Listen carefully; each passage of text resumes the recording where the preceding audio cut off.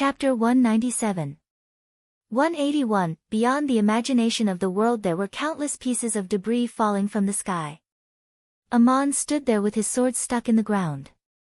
Gabriel knelt on one knee in front of him and raised the battle axe high above his head with both hands. Aman, you win. Aman took the battle axe and put it away in his spatial magic tool. He stood there and asked, George, do you want to arbitrate?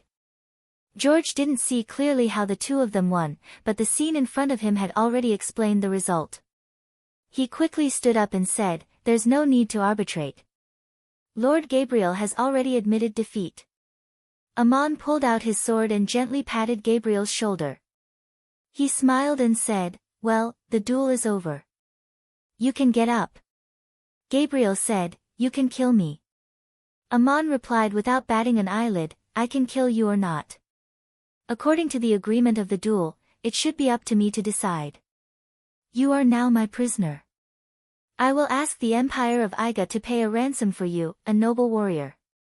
If the Empire of Igut refuses, you will become my slave, and I have the right to give you back your freedom. Gabriel nodded and said, it's like this. What do you plan to do? Aman smiled and said, this is the first time in my life that I've fought with someone in such a way. It's really enjoyable.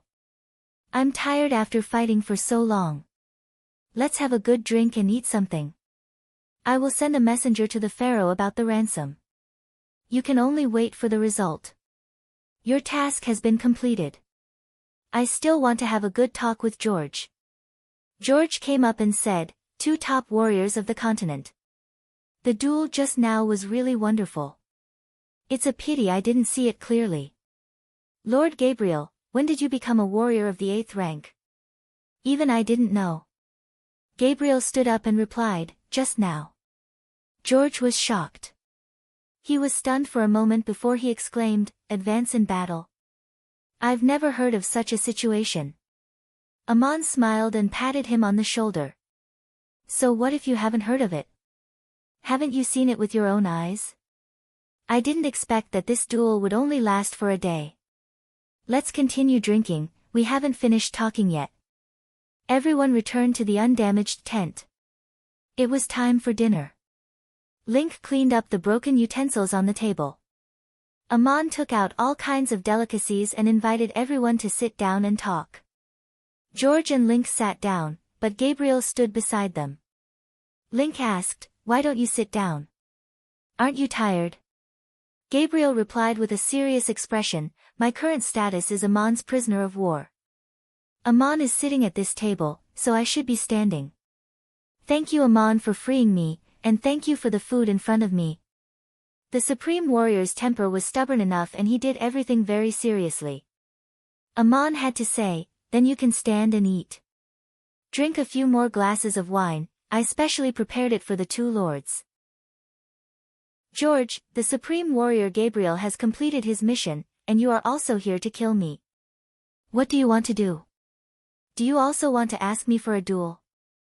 George shook his head and said, I'm not a supreme mage like Celia. How can I fight a supreme general like you without a summoned beast? If I really want to fight, it should be the Supreme Warrior Gabriel in front, and I fight from behind. That is the best way to deal with you. The Egyptian Empire sent the two of us to kill you because they wanted us to do that. Aman, but you didn't, how do you want to complete the task? George sat in a chair and stretched his arms, his expression seeming very relaxed. I accepted the order, but there are two kinds of tasks in this world, those that can be completed and those that cannot be completed. Before I set off, I said that if I can't complete the task, I will not go back.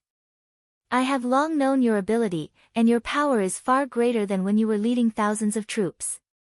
It seems that I have to practice hard, otherwise I won't be able to complete the task. Ammonius, for the sake of an old friend, can you let me stay here and practice? Aman and George looked at each other, and then both laughed, the laughter getting louder and louder, almost to the point of tears. Aman raised the jug and poured a glass of wine for George. You are no match for me, you can't complete the task.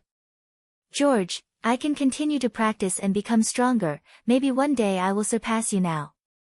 Aman blinked and said, you may improve, but don't forget that I will continue to practice too. I was far inferior to you at the beginning, and now I have a 9th level achievement. George, then I'm afraid I'll have to stay here. Will you take care of my food, drink, and accommodation? Before Amon could answer, Link couldn't help but interject, Lord George, if you are willing to stay in Salem, we would be more than happy. I will arrange everything, you can rest assured and live comfortably, just let me know if you have any requests. George suddenly sighed and said, continuing to break through, it's easier said than done. There are many people in the world who have awakened their power, but almost half of them die as first-level mages, and some are even unable to break through to the 2nd level in their lives. There are so many warriors in the world, but how many of them can achieve a higher level? After Enkidu, I have not heard of anyone else who has achieved the 9th level, and now there is Amon. How difficult or lucky is it for a supreme mage to advance? I wonder if I can have that kind of luck. Amon smiled and comforted him, everything depends on one's own effort, just like a task, there are those who can't and those who can. You were not born to be a supreme mage, were you? Lord George, there is also a shrine in Salem, and now a chief priest is needed to appease the people. If you stay in the city, you would be the most suitable candidate, I wonder if you would be willing. George glanced at Amon. You yourself are the most suitable, right? Amon shook his head and said, I'm not suitable, I'm already standing on the altar. George nodded. Well then, I can't live and eat for free, I have to do something. Before I complete the task, I will be the chief high priest of Salem. It's a familiar job for me anyway, it's easy to do. Gabriel was surprised. Lord George, you want to be the chief high priest of Salem? But their shrine. George turned his head and interrupted her. Great warrior Gabriel, you still don't know where I came from, do you? I was born as a sorcerer, and as a sorcerer, I achieved the highest level. The person who taught me was called Nietzsche. He was born as a miner in Duk, and he was also a supreme sorcerer. Now that Duk has become the city of Salem, and I came here, it may be the luck that guided me to a higher realm. Amon, if you want me to be the chief priest of Salem, there are 2 things I want to make clear. Amon held his glass and said, Speak. George said unhurriedly, Since I am the chief priest of Salem, then don't use the title of mage, just call me a sorcerer, what do you think? In the city of Salem, not only the nobles, but everyone can receive guidance in learning magic, no, let's just call it magic. Amon and Link looked at each other and slapped the table. Of course we didn't ask, in fact, we are all born as sorcerers. But whether it's magic or magic, it can't be taught casually, it has a test requirement, and can only be guided to the right person, it has nothing to do with identity. George smiled and said, Of course I know this, I am the chief priest, these specific matters are handled by the priests, I will tell you what to do. I also want to remind you of one thing, my mission is still to hunt you down, and maybe one day I will do it. Amon also smiled and said, I'll wait. George waved his hand. You don't have to be too nervous, I will tell you before I do it. Anyway, the Order of the Empire of Iga did not specify the time, maybe 10 years, maybe 20 years, if I live long enough, maybe 100 years. Amon raised his glass and said, Then I wish you a long and healthy life. The 2 clinked their glasses and drank, and as soon as Gabriel saw this scene, he already knew that George did not intend to return to the Temple of Isis as a high priest. He chose to stay in Salem as the chief priest, on the one hand, because he did not want to carry out the mission of hunting down Amon, and on the other hand, he should have his own considerations. A supreme mage like him no longer pursued wealth, status, or even glory, but achievements in this life, and may have encountered a bottleneck that he could not break through in his training, and was looking for a new opportunity. Gabriel was pondering there when Amon suddenly turned around and handed over a cowhide envelope. Want to know what Maria said to me? It's about you, see for yourself. Gabriel took the envelope and took out the papyrus inside, only to see that it read, Gabriel had to accept the order of the Empire to hunt you down, I know her temper, she will only fight you, so that it does not violate her beliefs. She has lost her power now, just like you did back then, this is a test. I hope you can help and guide her through the test, but everything is up to her own choice, and I wish her and you well. Amon, I have always known what you are doing, and I understand your love and your pursuit. Gabriel held the papyrus and looked at it for a long time, repeating a few simple lines of words to himself, his fingers trembling slightly, and after a long time, he looked up and said, I did not mention it to anyone. It turns out that the adoratress saw through it and knew that I had lost my power. No wonder she asked me to give this letter to you before the battle. Amon sighed. You never read this letter at all, although it has always been with you. How incredible it is for a warrior to hand a letter to his opponent before a duel, telling the opponent that he has lost his power. Maria may have been afraid that I would accidentally hurt you, so I asked you if you wanted to change the time and place, but you still insisted on the duel today. Gabriel replied, even if I did not lose my power, I knew that I was no match for you, and I knew the result when I asked for the duel. During the duel, I forgot what kind of power I once had, and just did what I could. No matter how strong you are, you will advance unconsciously during the battle. Amon asked with great interest, I have a personal question. For a 7th level supreme warrior like you, when you advance to the 8th level, do you usually lose your power? Gabriel replied, some do, some don't, the situation varies. It is said that this is a test of the gods for their people, and some people are given more difficulties. Amon, what's the difference between knowing and not knowing? Gabriel, in terms of the power mastered, there doesn't seem to be much difference, but there should be a difference, I'm not too sure about this. Amon turned to George and asked, when you advanced to the 8th level, did you also lose your power? George shook his head. No, it's just that for a period of time, I always felt that I did not have enough magic power to perform magic, so I lived in seclusion in the shrine until I had enough magic power to instantaneously cast supreme magic. As far as I know, 8th level supreme mages have different experiences and achievements. For example, Supreme Mage Julian, who died in battle, did not lose his power at all when he advanced. There must be some kind of clear guidance that I don't understand yet. Amon thought for a moment and asked, 9th level supreme mages like Liquid, Vord, Gilgamesh, and Goliath, did they also lose their power when they advanced from the 7th level to the 8th level? George shook his head. How would I know? No one will say it. Listening to you, you seem to understand the mystery behind it. Amon smiled and with a flick of his finger, the wine in the jug gushed out strangely and condensed into the shape of a mountain on the table, from which several paths appeared, each leading to different heights. He explained, like climbing a mountain, there are many paths that can reach the same height, some paths can go further, some paths may bypass certain obstacles but not reach the top of the mountain. There may only be one path or several paths that can eventually reach the top. George's eyes lit up, and he pointed to the hill of wine on the table and said, the same path, different people can climb different heights, some people can only stop at the foot of the mountain, others may reach the mountainside. Ammonius, if there is a chance, I would like to have a good talk with you in private. Link chuckled and said, Lord George, you finally called Ammonius by his name? It doesn't sound like a joke this time. If you want to stay in Salem as the chief priest, there will certainly be plenty of opportunities. After he finished speaking, he glanced at Gabriel again, and seeing that she was still holding Maria's letter and standing there in a daze, he asked Amon again, Ammonius, Lord Gabriel is now your prisoner of war, how much ransom are you going to ask the Empire of Iga to pay? Amon also glanced at Gabriel, and then replied lightly, I don't want ransom, I just want something from the Empire of Iga. George asked, what is it? The Supreme General must want something special, it's not someone, is it? This sentence was actually a joke, and the someone he was referring to was, of course, Maria. The Egyptian Empire could not agree to this condition, and Amon could not make such a request.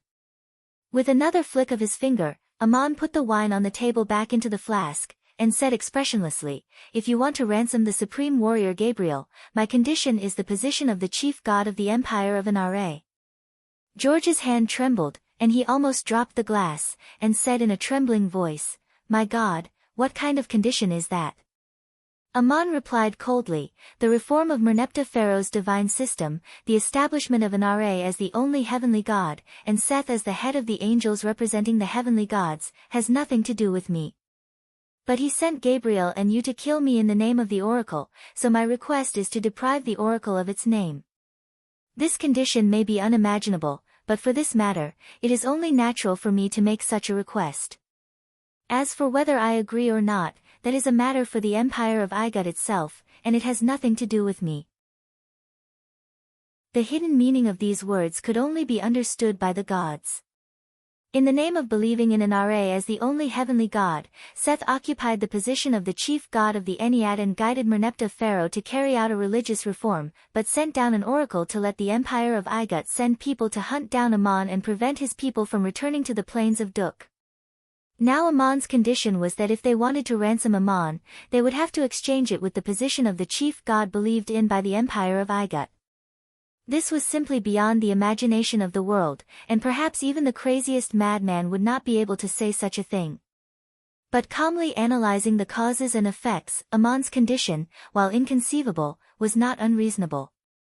It was impossible for the empire of Igut to agree to such a condition in order to ransom a supreme warrior, and even saying it would be blasphemy, and Aman was not asking them to agree, he was just asking them to bring it up. George and Link recovered from their shock and looked quietly at Gabriel again, thinking to themselves that this supreme warrior would probably never be able to return. The shock on Gabriel's face was indescribable, as if he had heard the most impossible language in the world.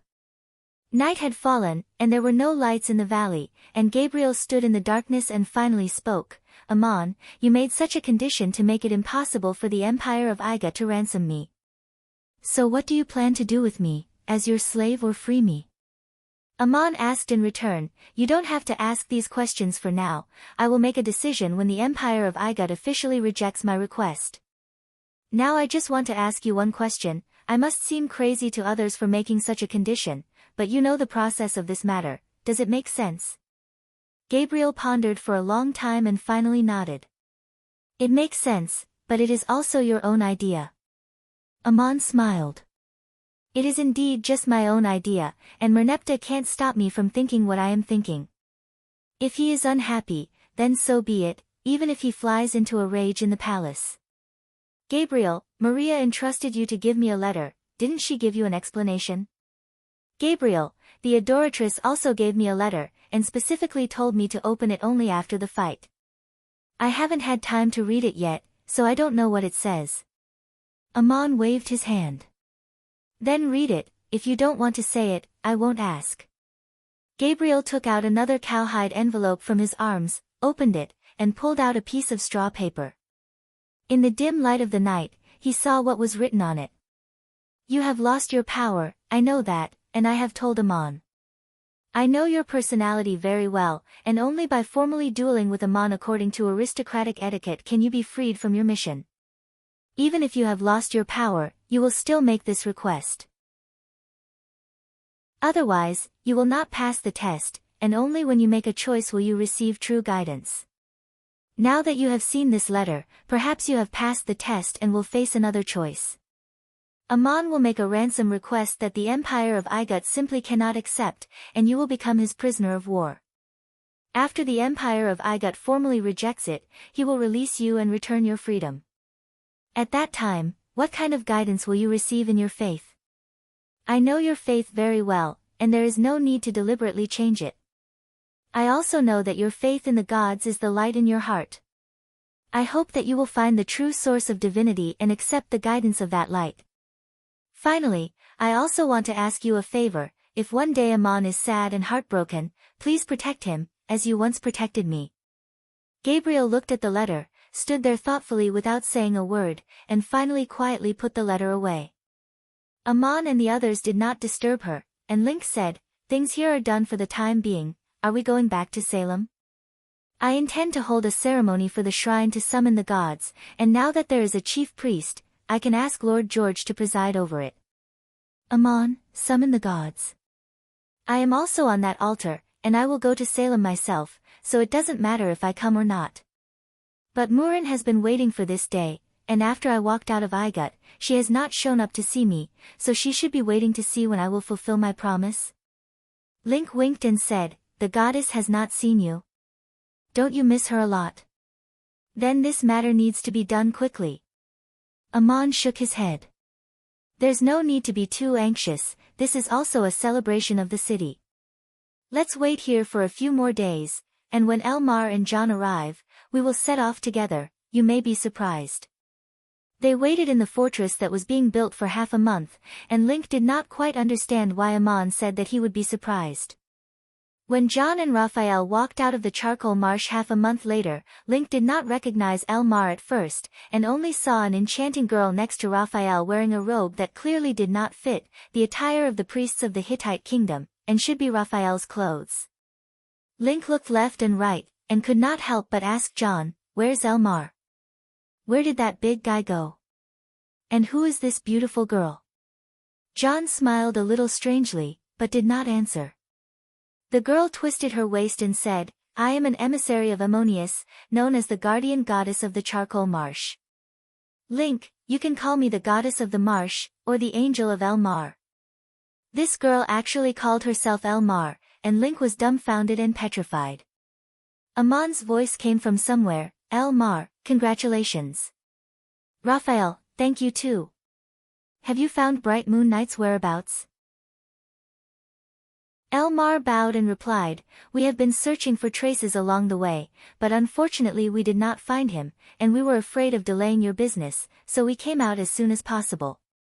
Amon's voice continued, "It's good that you came out safely, he may have left the charcoal marsh, and since he was ordered to assassinate me, let me deal with him." "Guardian goddess of the charcoal marsh, who gave you this nickname?" Elmar laughed and said, "It's Raphael. He even praised me for being untainted by the mud." Raphael hurriedly explained, "Amon, I was just joking with Elmarch." Amon's voice chuckled. "That's a good joke, Elmarch. Since you call yourself that today, then you must protect the safety of the charcoal marsh's trade routes in the future. Let's return to Salem together first, there is a celebration to be held." Chapter 198. 182, The Goddess is Coming. 10 days later, in the city of Salem, which had just been completed and was still under construction, more than 5,000 residents gathered together for a celebration ceremony. The city had been established for so long, and it finally had a governor and a chief priest. The governor was the respected Lord Aesop, and the chief priest was once the high priest of the Temple of Isis, Lord George. This Lord George had fought alongside Ammonius, and when Ammonius was still the head of the Inare Legion in Igut, Lord George was the chief priest of the Inare Legion. The people here regarded Ammon as a true god, and thinking back to his battle experiences that shocked the kingdoms back then, it was a miracle that the gods showed when they walked on earth. Neither Ammon nor Aesop had any experience in planning celebrations, but George was an expert, and the ceremony to summon the gods was presided over by him. The shrine was located in the west of Salem, with the gate facing east, facing the rising sun. The main statue of the god in the hall was Murin wearing a golden crown and holding an ivy vine. Ammonius was half a head taller than her, and he stretched out a hand and gently wrapped it around her waist, standing slightly sideways on the altar. George preached the miracles of Ammonius to the people of the city on the long steps outside the shrine, and then, under the leadership of Aesop, the gate of the shrine opened, and the important people of the city filed into the shrine to offer sacrifices to the statue, summoning the gods to descend amidst the preaching and chanting. The people prostrated themselves in the square, praying devoutly and praying for the blessings of the gods. The cold statue seemed to become warm in an instant, looking through the magnificent gate of the shrine at the people in the square, and George rang the bell at the right time. Amidst the melodious sound of the bell, the clouds in the sky changed shape and converged into the shape of an ivy. A gentle breeze brought the fragrance of grass and leaves down from the sky, brushing past everyone's body.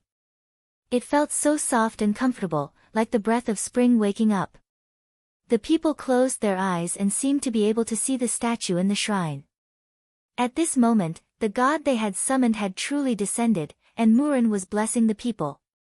Ammon did not appear at this celebration, or rather, he could only appear in another way. After ascending to the altar, Aman felt different. It might have been awkward in the human world, but he had been molded to the altar by Link, so he could only face this situation calmly. He could clearly sense the thoughts of the people. They were thinking about the sacrifice of the deity on the altar, and it was not convenient for him to show himself again. If he appeared in the square, to whom would the people pray and salute? Is this the dilemma of the gods? Aman was thinking about this question. The city of Salem was very large, and it was originally built on a huge isolated island above the water. There were even several hills in the city, and various buildings were still under construction and were far from being completed. Within the outermost circle of the city walls, there were farmlands for farming. There were also sheds and cow sheds for raising livestock in the city. The so-called outer city was just a fortification, and the plan also included the inner city and various buildings. The main body was divided into two parts, east and west. There were fields within the outer circle of the city walls, mainly to prevent the entire city from being besieged for a long time, when the city could also provide a small amount of fresh rice and meat. More fields, farms, pastures, and mines were of course still outside the city. The city of Salem was large enough to accommodate tens of thousands of people without a problem, but now there were only a little more than 5,000 inhabitants. There were hundreds of businesses waiting to be built in the city, and new homes were being built everywhere. But there was a place in the east of the city that was empty, where the original town of Duk was located, and Link had deliberately marked it out, waiting for the arrival of Moses and the others. This open space was very large, and the original town of Duk had more than 2,000 inhabitants, which would belong to Moses and the other 60 or so people. Amon's intention was for the people to build their homes with their own hands, but Link ordered people to pile up a lot of materials on the edge of the open space, ready for Moses and the others.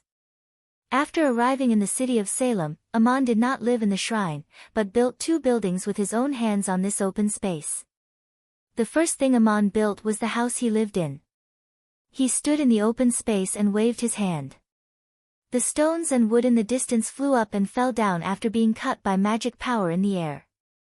It was as if countless invisible hands were piling up, and gradually, the outline of the house and courtyard appeared.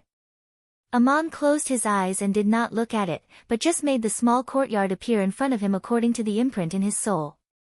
The front yard had a low wall with no door, and through the front yard was a house, and behind the house was a courtyard, and in the courtyard was a separate house with a stove and anvil. Some things were not made of the building materials here, but flew through the air with Amon's gesture, such as a miner's sledgehammer. Gabriel was standing next to Amon at the time, stunned. She did not know the details of Amon, and never expected that a supreme warrior could perform such a magical skill, standing there and building a house out of thin air. Any ordinary person could build a house, but to witness this scene with her own eyes was incredibly magical. This first required mastering the most advanced message magic, and with the eyes closed, the soul clearly presented the house that did not exist, every brick and tile as if it were real.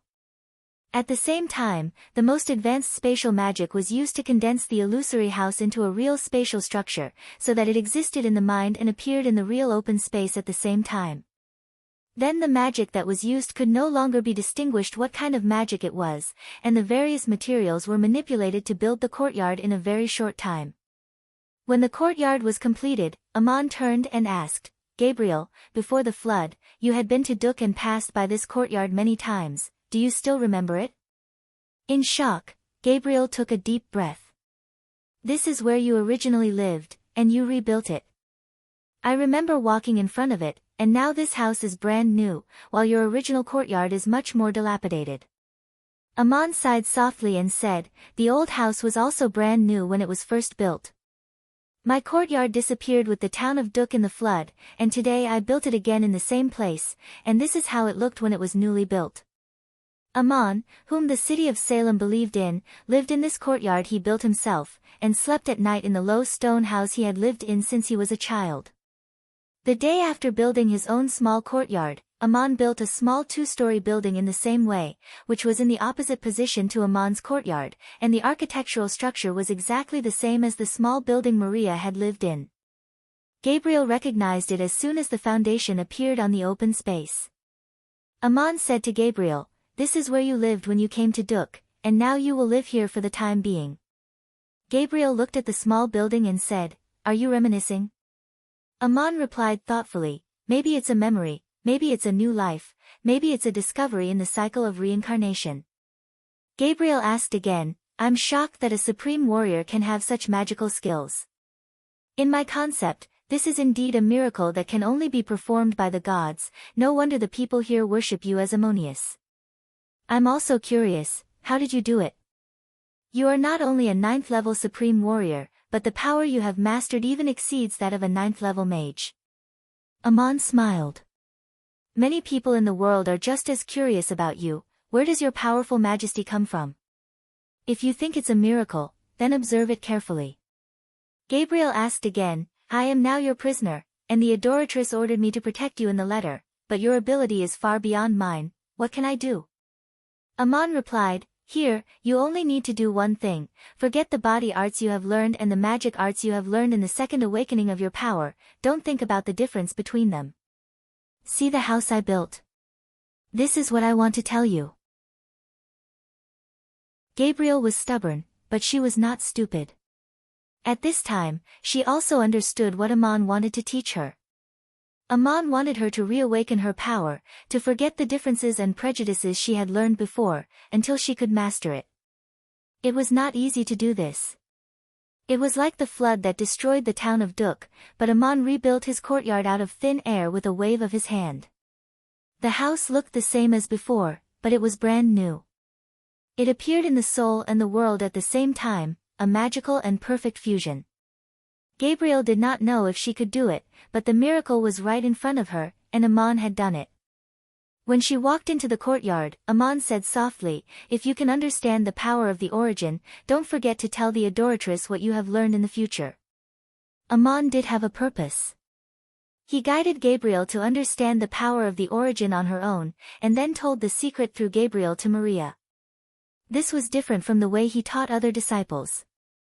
It was just a demonstration, showing her the miracle as a mortal, and telling her how to awaken and understand it. Only Gabriel could indirectly convey her clear experience to Maria. Maria was not Aman's disciple, and he would not consider himself a god in front of her, not even the thought of it. He knew how sincere the adoratress' faith was, but he wanted to tell her the secret of becoming a god. Aman settled down in this small town, with only 2 buildings in the inner city of Salem, working every day in the workshop in the backyard, who knew what he was building, and resting in his hut at night. On the day of the celebration ceremony in the city of Salem, Aman finally walked out of the courtyard and stopped at the place where Her Highness Murin used to be, sitting there quietly, his eyebrows moving slightly, and his eyelashes trembling. It seemed quiet and silent, but Aman felt as if he was in the middle of the sea, and he felt the summoning power formed by the refraction of countless people's thoughts. He had experienced this scene in Schrödinger's spiritual imprint, and now he was experiencing it himself. The one the crowd was summoning was him, Ammonius. It was hard to describe this feeling.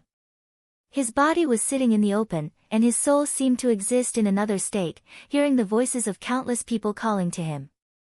When the bell of the shrine rang, Aman's soul left his body, but it was not illusory. His 5 senses and consciousness merged into one, and he suddenly appeared on the altar, clearly seeing the worshippers. At this moment, there were the consciousnesses of thousands of people in the mind of a person, and the soul of an ordinary person could not accommodate and bear it at all. Only those who had passed the test of endless life and death could do this. Aman was still a little uncomfortable for a moment, and the bell of the shrine rang in his ears, causing him to be in a trance, and only in the deepest and clearest state of concentration could he stay awake. He quietly experienced it all. The eyes on the altar seemed warm and cold, and he finally felt that the desires of the people could condense into his soul, as if another clear self was standing on the altar. The domain of the source of divine power, so this was it. Aman took a long time to get used to the feeling in his heart, projecting the desires of the people. What the people saw was a statue with all kinds of prayers, and in the eyes of 5,000 people, there were probably 5,000 Ammonius, but they did not know where Aman was. As the bell rang, Aman gradually became clear, and he began to grasp this state. The so-called gods could hear prayers, but if they could not be controlled, they could not be called an ability, and he needed to not be disturbed, unless something he deliberately wanted to pay attention to really happened. When the desires of countless people were clearly reflected, like a bird flying in a mirror, Amon's physical and mental senses fused with the statue, and he suddenly felt something soft and warm in his arms, not the cold statue, but Murin's body. The goddess had also descended. At this moment, Amon, who was sitting on the empty ground, suddenly opened his eyes. On the small building in the distance, Gabriel was standing in front of the window looking at Amon, with the blade of order in his hand, because a man was walking across the open ground towards Amon. At this time, Amon was not in a good position to be disturbed, and Gabriel was about to jump out to stop the man and ask questions. As soon as Gabriel picked up the battle axe, he heard Amon's voice in his ear, "Don't stop him, let him come over, I know this person, he should be looking for me." While secretly instructing Gabriel, Amon had already stood up and greeted, "Vincent boss, why are you here, are you looking for me? Where are the others with you?" The newcomer was of medium build, with a round face, slightly chubby, and always smiling. The last time Amon saw him, he had shaved his head, and now he had short hair as long as a finger, a style rarely seen on the continent. Amon recognized at a glance that this person was Vincent Boss, who had appeared with Amitba, Vimalakirti, Maithreya, Manjushri, and Ksitigarbha, but now he had come to the city of Salem. The man made a strange salute, clasped his hands in front of his chest, and nodded slightly. "I have listened to the teachings of the revered one, and traveled all over the continent to increase my knowledge. The city of Salem is a miracle that has appeared in the wilderness, and I have come to visit it." Amon smiled and said, "There is a celebration in the city today, if you are here to see it, you should be watching the fun in the square of the shrine, why did you come to this empty space?" Vincent Boss replied, "I saw the statue on the altar, and I met you in the desert, and you did not appear in the square, so I thought you must be somewhere in the city, most likely in this uninhabited place, so I came looking for you, and sure enough, I saw you. Should I call you Amon or Ammonius?" "Amon, whatever you want to call me, but don't call me by the wrong name." "What's the matter?" "Vincent Boss, I just want to ask you a few questions. I saw Ammonius on the altar, and I met you here, which one is Amon?" The people kneeling in the square saw the statue, but could they really see you? When they saw you, were you the god in their minds? Amon did not answer, but asked in return, "What advice do you have for this?" Vincent Boss put his palms together again and bowed. "I can't say advice, I just want to say thank you for the wonderful teachings of the revered one, and seeing the scene today has given me some enlightenment." Amon, "Oh, what did you think of?" Vincent Boss, "On the altar, people seek to fulfill their wishes and appear, here and now I see you, walking in the world as an incarnation as usual. If I don't see it with my own eyes, it will be difficult to understand." Amon laughed and said, "Interesting, very interesting. Your words are also very enlightening to me." Vincent Boss continued, "There is enlightenment and doubt. The revered one, Amitba, once said, the Buddha's true Dharmakaya is invisible, invisible, and invisible. He also said, if you see me with your appearance and seek me with your voice, you are a man of evil and cannot see the Buddha. The people praying in the square at this moment are offering to you with their voice and appearance. Are they seeing you? If not, then where are you?" Amon frowned, blinked, and replied, "I am not the Amitba that you follow. You may have asked the wrong person. The people in the square are guided by the beliefs in their hearts. I don't know where you come from, and I don't know where the Amitba that you follow has gone, but he must have experienced this to say that. I have not yet become a god that transcends eternal life. You are not asking me for an answer, but you just want me to think like that?" Vincent Boss nodded and said, "Yes, I just want you to think about what people's voice and appearance ask for and what you ask for, and think about why the Lion King went to follow Manjushri."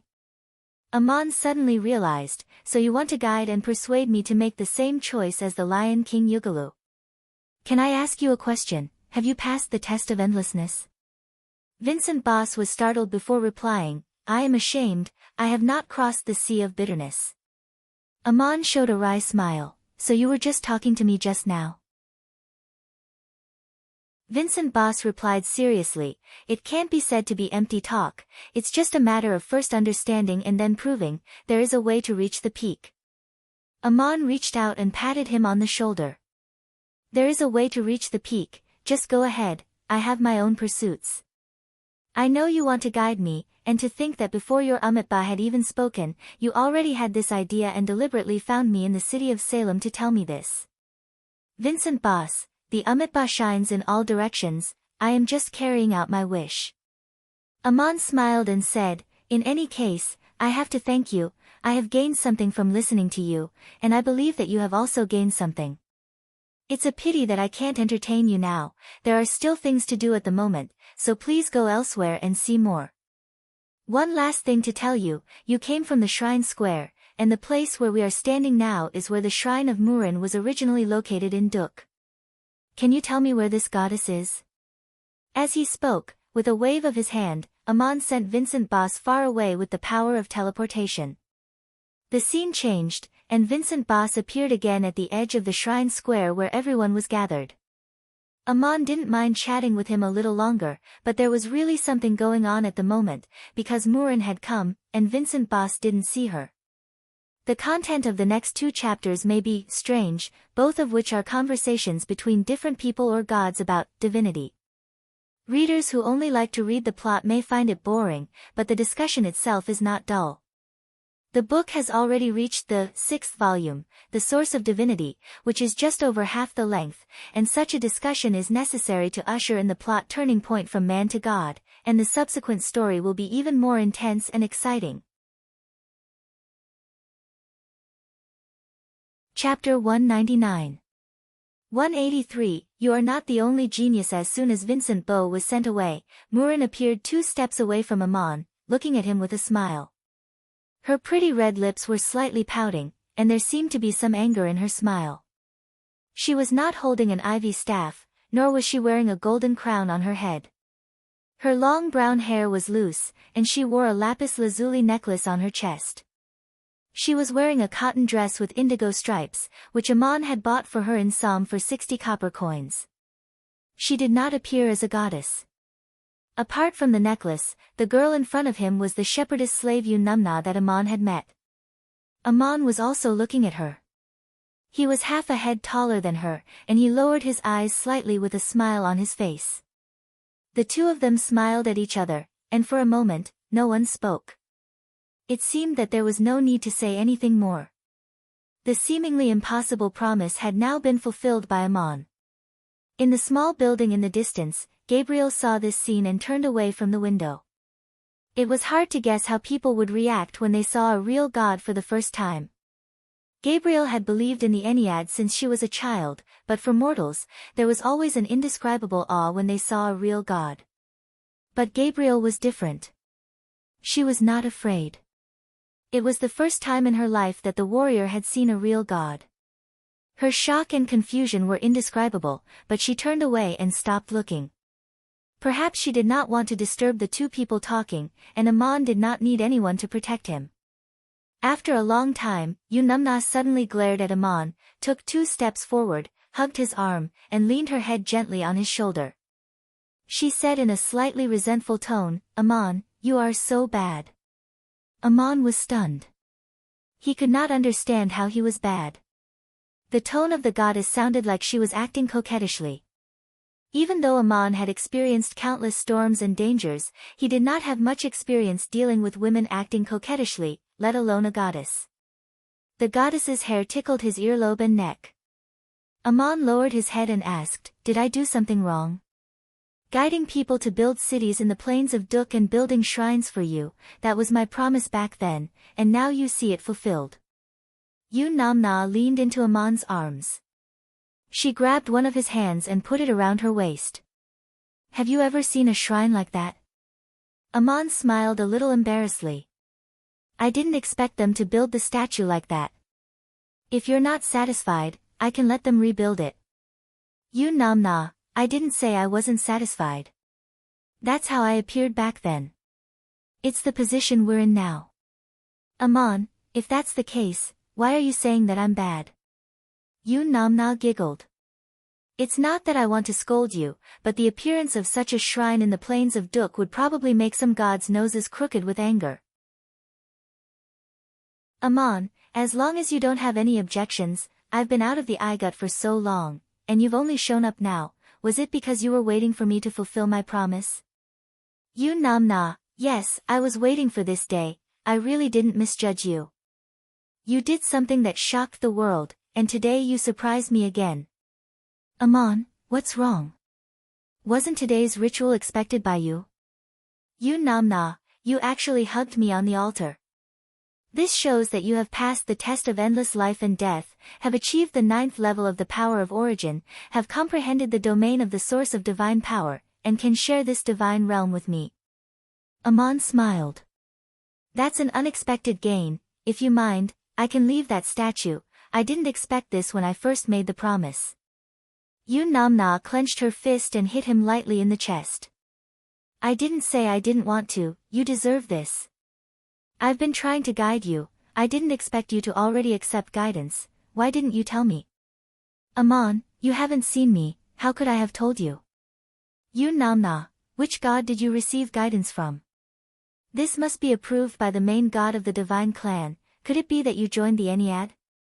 In any case, I'm very happy that you have joined the divine clan and don't need to get the secret of becoming a god from me, but you still built a shrine for me and returned my divine realm. This is what I'm most grateful for, but I also feel that it's a bit of a pity.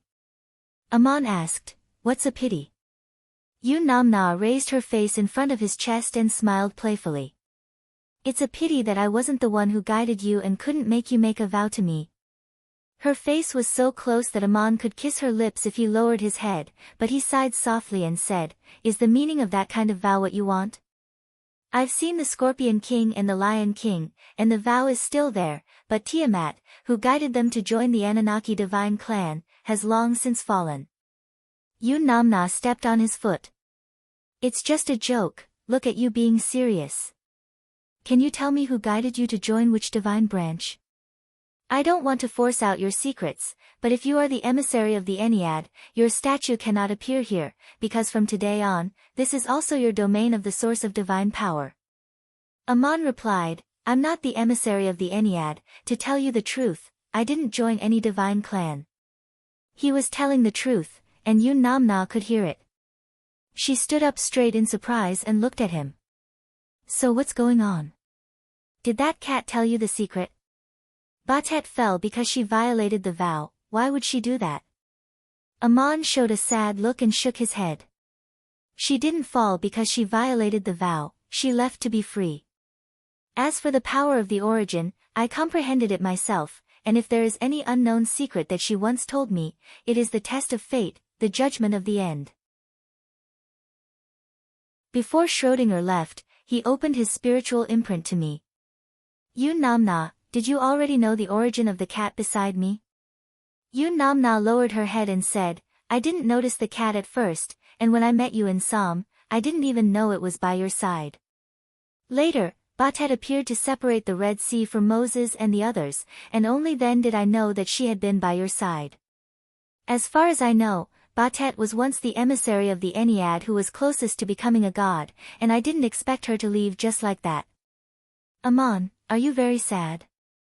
Amon, I should probably be happy for her, it was a kind of relief, but I was really reluctant to part with her at the time. Yun Namna hugged Amon's arm again. It seems that it's not just me who is paying attention to you. You are actually able to comprehend the power of the origin on your own, and there are very few people like this in the history of the continent. The last one to comprehend the power of the origin on his own and become a god was Marduk. This time it was Amon's turn to be taken aback. Marduk. He did not receive guidance from the divine clan, but he comprehended the power of the origin on his own and eventually became a god who transcended eternal life? Yun Namna nodded.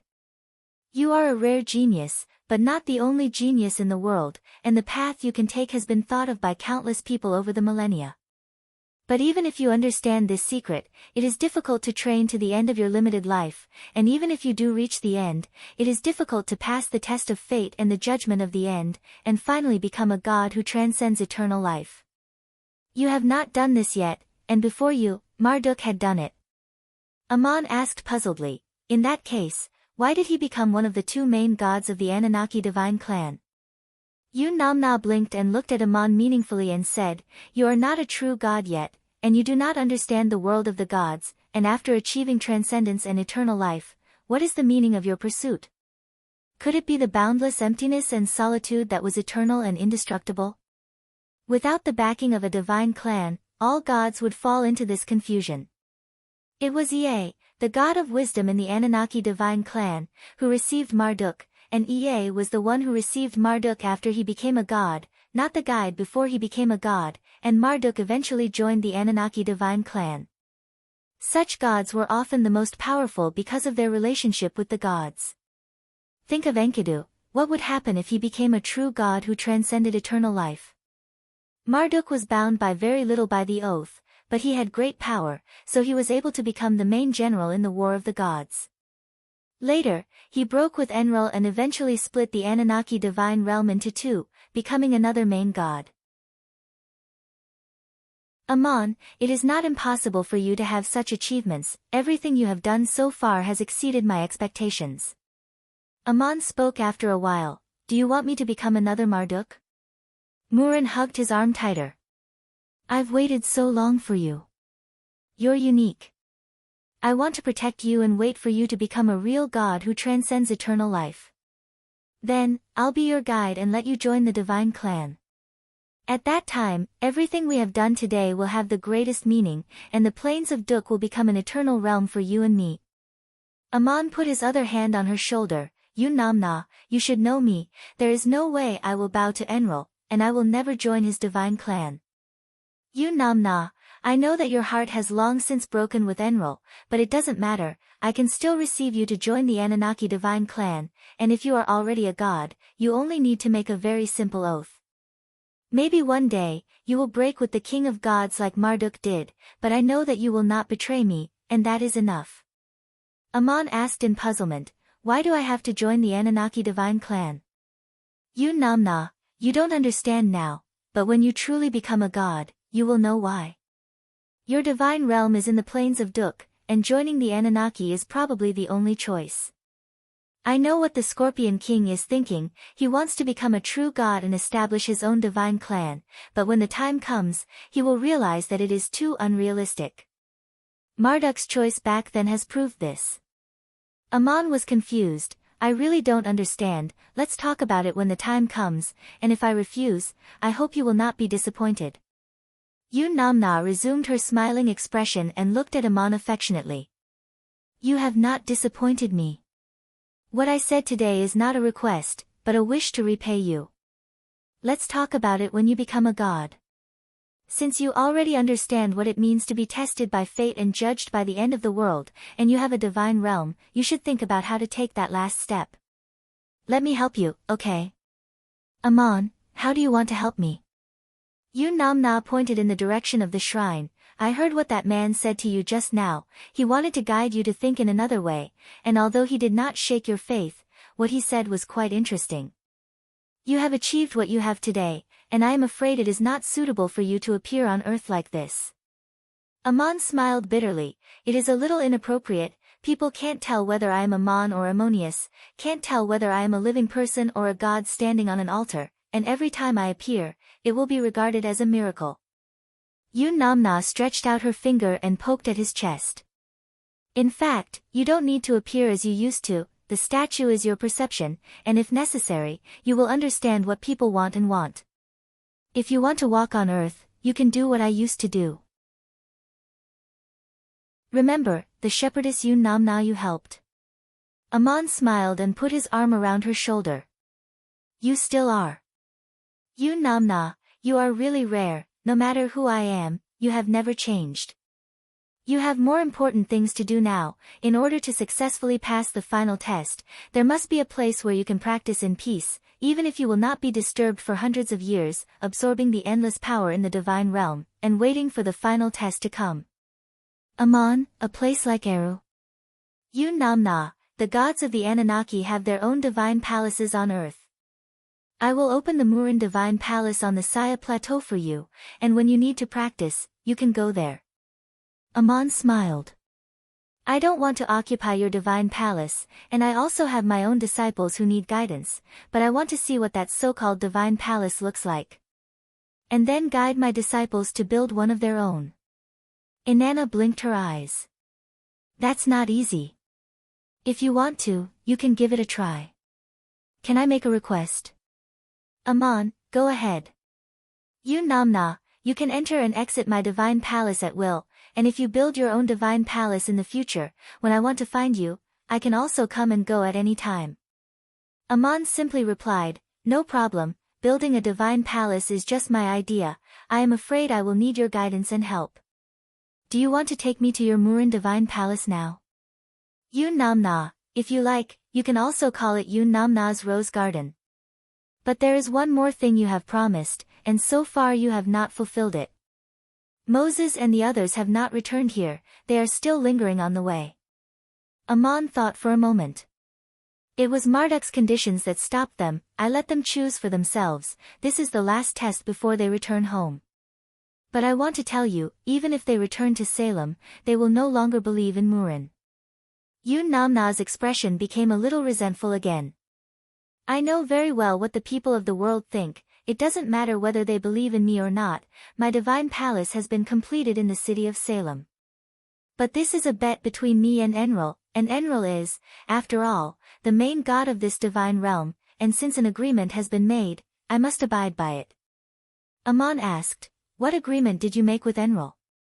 Namna replied, after the great flood, I wanted to restore the realm of the source of divine power, and I had to go out of Enlil's divine realm to find the descendants of Duk.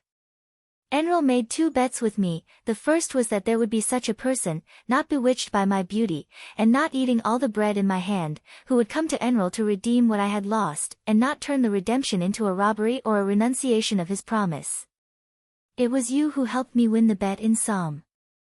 Aman, what about the other bet?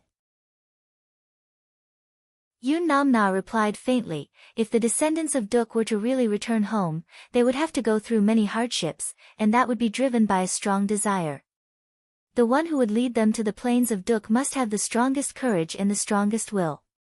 The final test of the gods is a price and a sacrifice, to be able to distinguish between one's own selfish desires and ideals, and if this person is willing to give up his own desires in order to fulfill his wish, then Enlil will let the people of Duk return home safely.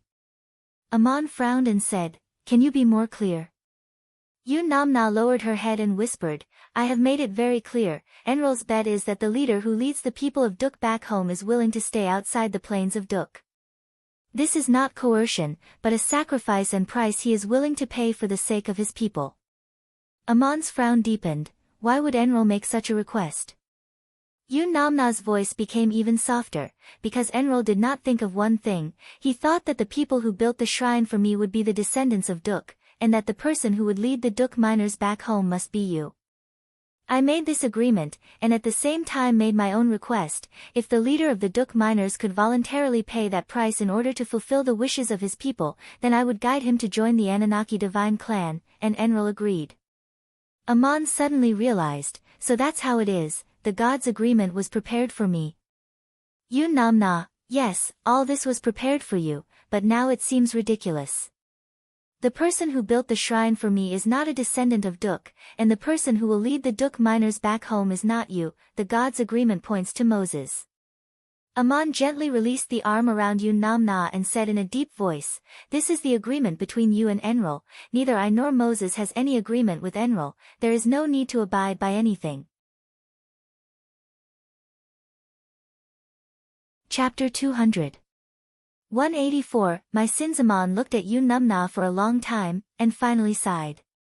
You have never forced me to do anything, and I can't blame you. I will tell this news to Moses and let him decide for himself. But I will only tell him the situation he is facing, not for him to submit to Enlil, and I will not even say that this is Enlil's test. Namna, if he voluntarily stays outside the plains of Duk and watches his people return home, so that the miners of Duk can be freed from the fate of being sinners, this agreement will also be valid for Moses, and I will guide him to join the Anunnaki divine clan. But this can only be told to Moses afterwards and let him make a choice first. Ammon narrowed his eyes and said, maybe Moses will make a different choice, and there should be a conclusion to this matter. I will go find Moses now and see how he and his people are doing, and then go to Numna's rose garden. But I am not doing this for Enlil. In fact, I am already an enemy of Enlil, and sooner or later there will be a battle between Salem and Enlil in the north. On the day of the summoning ceremony for Murin and Ammonius in Salem, Ammon quietly left Salem, and Link controlled the shuttle to take Gabriel with him, setting off towards the southeast corner of the plains of Duk. 2 days later, they crossed the wilderness, bypassed the city of Marduk built by Usser, and arrived at the place where Moses and the others were staying. While Ammon was looking for Moses, far away on the other side of the Siyah Desert, in the governor's mansion of the Cape States, Aristotle, who had been a senior advisor for many years, formally bid farewell to Rod-Dik, and he would take a ship to sea and return to his hometown of the Kingdom of Hellas. Rod-Dik held a banquet to bless Aristotle. After the banquet, he invited the sage to his private study. The two had a long private talk. Rod-Dik sighed, "Sir, you have been by my side for a long time. Thanks to your guidance and teachings, I can face so many things that have happened. Aristotle, you have to believe in your own wisdom and ability. It is these that have allowed you to survive many trials in the world. I've been by your side for 10 years and followed you to many places, searching for problems worth thinking about. It's time for me to return. My teacher is still waiting for me in the distance." Rod-Dik asked, "Sir, what have you been thinking and searching for in the past 10 years that you've been away from your hometown?" Aristotle replied, "I'm looking for the source of divinity and thinking about what gods are. I've been to shrines all over the continent, looking at all kinds of gods on the altars, and observing how people offer sacrifices, worship, and pray. I've also experienced the war on the continent, where people fought in the name of gods, and experienced the divine reform of the empire of Igut. I've seen the changes of the gods in the shrines with my own eyes. Today, it's finally time for me to leave." Rod-Dik asked again, "Did you come to any conclusion, sir?" Aristotle, "It can't be said to be a conclusion, it's just the result of thinking. Remember last month? A man named Vincent Beau came to visit me and talked about the samadhi of feeling and seeing, not feeling and seeing, and not feeling and seeing. It was very interesting and had something in common with my thinking." Rod-Dik, "I don't understand what you mean. Can you explain it clearly?" Aristotle, "I've been thinking about the source of divinity in metaphysics, looking for the way things exist. There may be 3 kinds of it. One can be felt and destroyed, another can be felt but not destroyed, and the third cannot be felt or destroyed, but it exists." Rod-Dik asked, "What is that?" Aristotle replied, "The rational soul of human beings and gods." Rod-Dik was puzzled. The rational soul is in our hearts, why can't we feel it? Who is regarded as a god depends on faith, why can't it be destroyed? Aristotle smiled, "Using words to describe it is always biased, you need to experience it yourself. People may lose their rationality, but the rational soul doesn't not exist just because you don't have it. You may believe in gods or not, and the statues on the altars may be destroyed, but the divinity is in the rational soul. I've traveled around the continent, entered various shrines, and seen people worship various gods. Why are the gods on the altars called gods? Since ancient times, all kinds of gods have been worshipped on the altars, and the real divinity doesn't even lie in the gods themselves that people see. God is pure thought, and the reality of thought is life, and the eternal continuity is God. Sometimes it's people themselves who create gods that don't exist, seeking to prove the part of life that is close to God. This is a difficult concept to understand." Rod-Dik rubbed his chin for a long time, then said with a bitter smile, "It's really difficult to understand, I need to think about it. But a few days ago, I received a letter from a god, and you and I both know this god. You even saved him." Aristotle asked curiously, "Which god is this? Is it the one you Igut people believe in?" "Why don't I remember?" Rod-Dik reminded, "Do you remember that child? In front of the shrine, a priest almost cut off a finger in the name of a god." Aristotle, "Supreme General Ammon?" Rod-Dik nodded, "Yes, that's him. Now in the ruins of the town of Duk, someone has built a city. There is a shrine in the city, the statue of Ammon holding Murin, the people there call him Ammonius. Do you think it's interesting? Ammon almost had his finger cut off in front of the shrine of Murin. Aristotle smiled and said, "This is a very good annotation for my thoughts just now. Why would Ammon stand on the altar with Murin in his arms? People understand the gods they expect in their own way. The Ammon we know is not eternal. He was in the same place, and even almost had his finger cut off because of Murin's oracle. If that scene really happened, would there still be today? Then what is the so-called eternal? It is a kind of perfection in faith, transcending him and reflecting on him, like the reflection of the starry sky on the surface of the water. Before I left my hometown, my teacher asked me to find the ideal country in people's minds. The ideal country should be in a place that we can't perceive and can't destroy."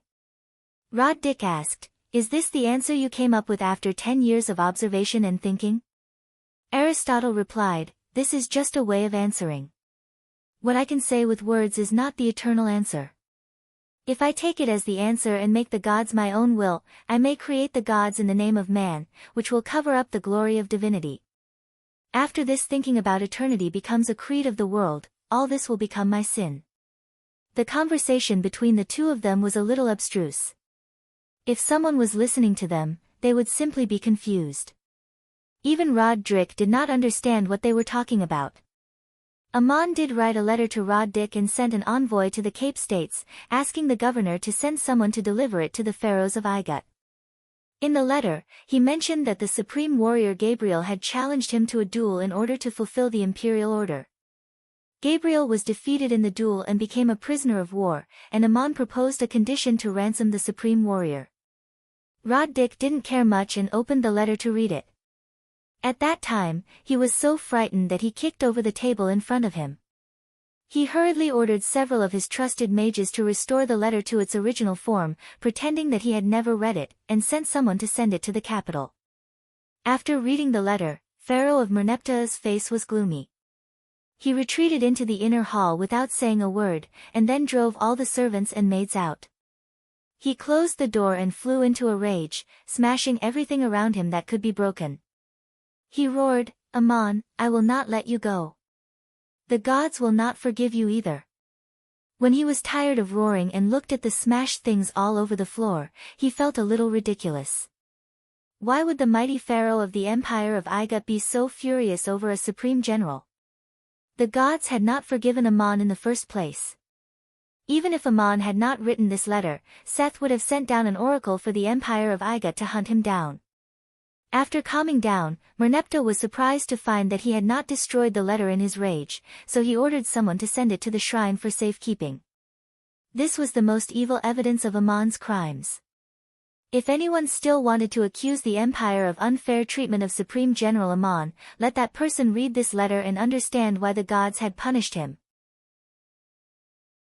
But no one publicly accused anything, and the ministers of Igut even carefully stopped mentioning Ammon. Whether Ammon was guilty or innocent, it was as if the supreme general of the empire had never existed. At this time, the internal situation of the empire of Igut had stabilized, the construction of the new capital had begun to take shape, the main gods worshipped in the shrines of the various cities in the country had been replaced, and the forces of the various classes in the country had also undergone a new integration. Merneptah was in power, and the secular power was concentrated in the hands of Pharaoh as never before, and the goal of the divine reform was finally close to completion. Now there was only one thing that had not been done, and it was like leaving a glaring flaw on a mural. If it was not removed, the whole painting would not be perfect, and this flaw was the adoratress of the shrine of Isis. When Merneptah first took power, she could not be easily touched, but now that the reform had been completed, it was time to solve this problem. Anare was the only god, Seth was the head of the angels who guarded the royal and divine power, and Pharaoh was the only one who represented the gods. The existence of the adoratress, who symbolized the Igut under the protection of the goddess Isis, could no longer be tolerated. The adoratress of Isis was a title passed down from generation to generation, and it did not specifically refer to a specific person, but in reality, it was now Lady Maria. Maria had great prestige and influence, and Merneptah had to use this prestige and influence to change the original status of the adoratress, which required the cooperation of Maria herself and the ingenious use of the will of the gods in order for everything to be carried out perfectly. Merneptah had already heard Seth's voice when he prayed in the shrine, and Seth told him what to do. The head of the angels told Merneptah that Pharaoh should marry the adoratress of Maria and make her the chief high priestess of the empire, symbolizing the complete integration of the divine power and royal power of the Igut. In ancient legends, Isis was married to the first pharaoh, Osiris, who founded the empire of Igut. At that time, Seth was the guardian of the royal power, and Horus did not exist in the world. Today, Seth became the head of the angels and married the adoratress, who symbolized the guardian of Isis, to Pharaoh, who was bestowed with the divine power of monarchy, completing the return of history in the name of the oracle and ending the history of the adoratress of the temple of Isis. This was the most acceptable way for the people of Igut, and it would be fine as long as Maria herself stood up and announced the oracle. Seth did not let Merneptah give the order directly, and he would first talk to Maria in the name of the gods. On the day that Merneptah flew into a rage in the palace, Maria, who was far away in Montefiore, also heard Seth's voice. At that time, Maria was praying to the goddess Isis in the temple, and although the goddess Isis's title had now been changed to the Holy Mother of Angels, Maria did not change her faith because of this, and her faith was still so pure. At that moment, a voice sounded in her soul, "Maria, your prayer has touched the gods, and you will listen to the oracle of the archangel." Although the voice sounded in her soul, Maria could sense where it came from, as if the statue of Seth in the side hall of the main temple was speaking in a strange way. Maria had been the adoratress of the temple of Isis for almost 7 years, but she had never heard the voice of the goddess Isis. Today, she heard the legendary oracle for the first time, and it was Seth who had descended. Maria was stunned for a moment, but she did not panic or get too excited, and then calmed down and replied in her soul, "Lord Archangel, what is your message?" Seth asked, "Why do you call me Lord?" Maria replied, "In accordance with your wishes, it was you who sent down the oracle for the empire of Iga to honor Ra as the only god, so how should I address you?" Seth, you can call me the symbol of the glory of the gods, the leader of the angels, an angel who transcends eternal life, not a mortal like you. I will tell you about the final changes that will take place in the empire of Igut, and your fate as the adoratress of Isis. You will become the chief high priest of the empire of Igut, marry the pharaoh Merneptah, and receive the blessings of the angels. Maria's face lost all color, and her voice trembled uncontrollably. "Why me? I am the adoratress of Isis, not the queen of the empire of Igut." Seth, it was the gods who gave you the status you have today, and now that you have it, you have to pay for it. You are no longer the daughter of that merchant in the Cape States, who gave you the status you have today. Now that the gods have made a request to you, what wish do you have to ask for from the gods? Maria replied, "If the oracle must do this, then please depose me as the adoratress and choose another adoratress who is willing to become the high priest of the kingdom and marry the pharaoh, and thank the gods for freeing me." Seth said slowly in a low voice, "The adoratress is a glorious title, but those who are the adoratress may also suffer a tragic fate. Think about adoratress Troni 40 years ago. Now that the divine system of the empire has changed, only obedience to this change is the perfect ending. Dethroning you and replacing you with another adoratress will not solve the problem. In the eyes of the people, you are the true adoratress." "Maria, I refuse. Even if I suffer a tragic fate." Seth snorted coldly, "Have you turned your back on your faith?"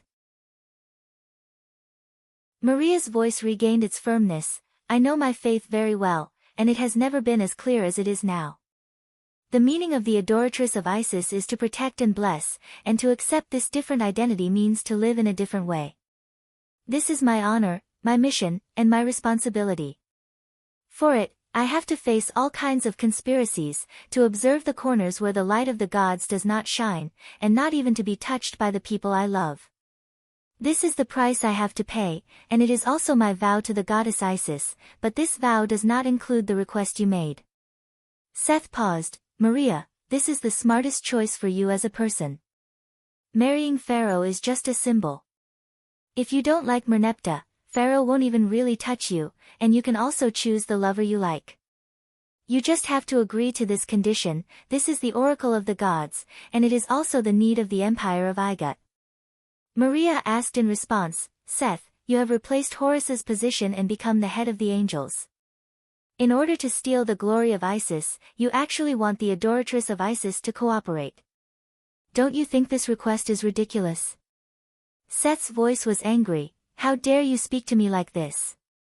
Maria, I did not send the oracle because of you, but because of your identity as the adoratress. In fact, I can also speak to you in the voice of Isis, but as an eternal angel, I want to tell you that the goddess Isis is long gone, and you are the most ridiculous person in the world. Maria's shoulders moved as if she was trembling, but she replied with words that surprised Seth, even if the goddess Isis makes such a request, I will refuse, because that is not what I protect and bless, it is the gods who have turned their backs on themselves. I have never heard the voice of the goddess Isis, but that does not prevent me from accepting the guidance of the light in my heart, whether she is present or not, whether you speak or not. Hearing your voice, I seem to see your fall, the God in my heart and the God on the altar will no longer be you, but the faith that guides me will remain. Seth was silent, and the oppressive atmosphere in the shrine was suffocating. When he spoke again, there was no anger in his voice, and he just said coldly, I am only here today to tell you about the oracle that will come, not to ask you to agree. 3 months later, all the city-states of the empire of Igut will send down oracles, and the adoratress, Maria, will marry Pharaoh according to the guidance of the gods and become the chief high priest of the empire, symbolizing the final fusion of the divine power and royal power of the upper and lower Igut. Chapter 201.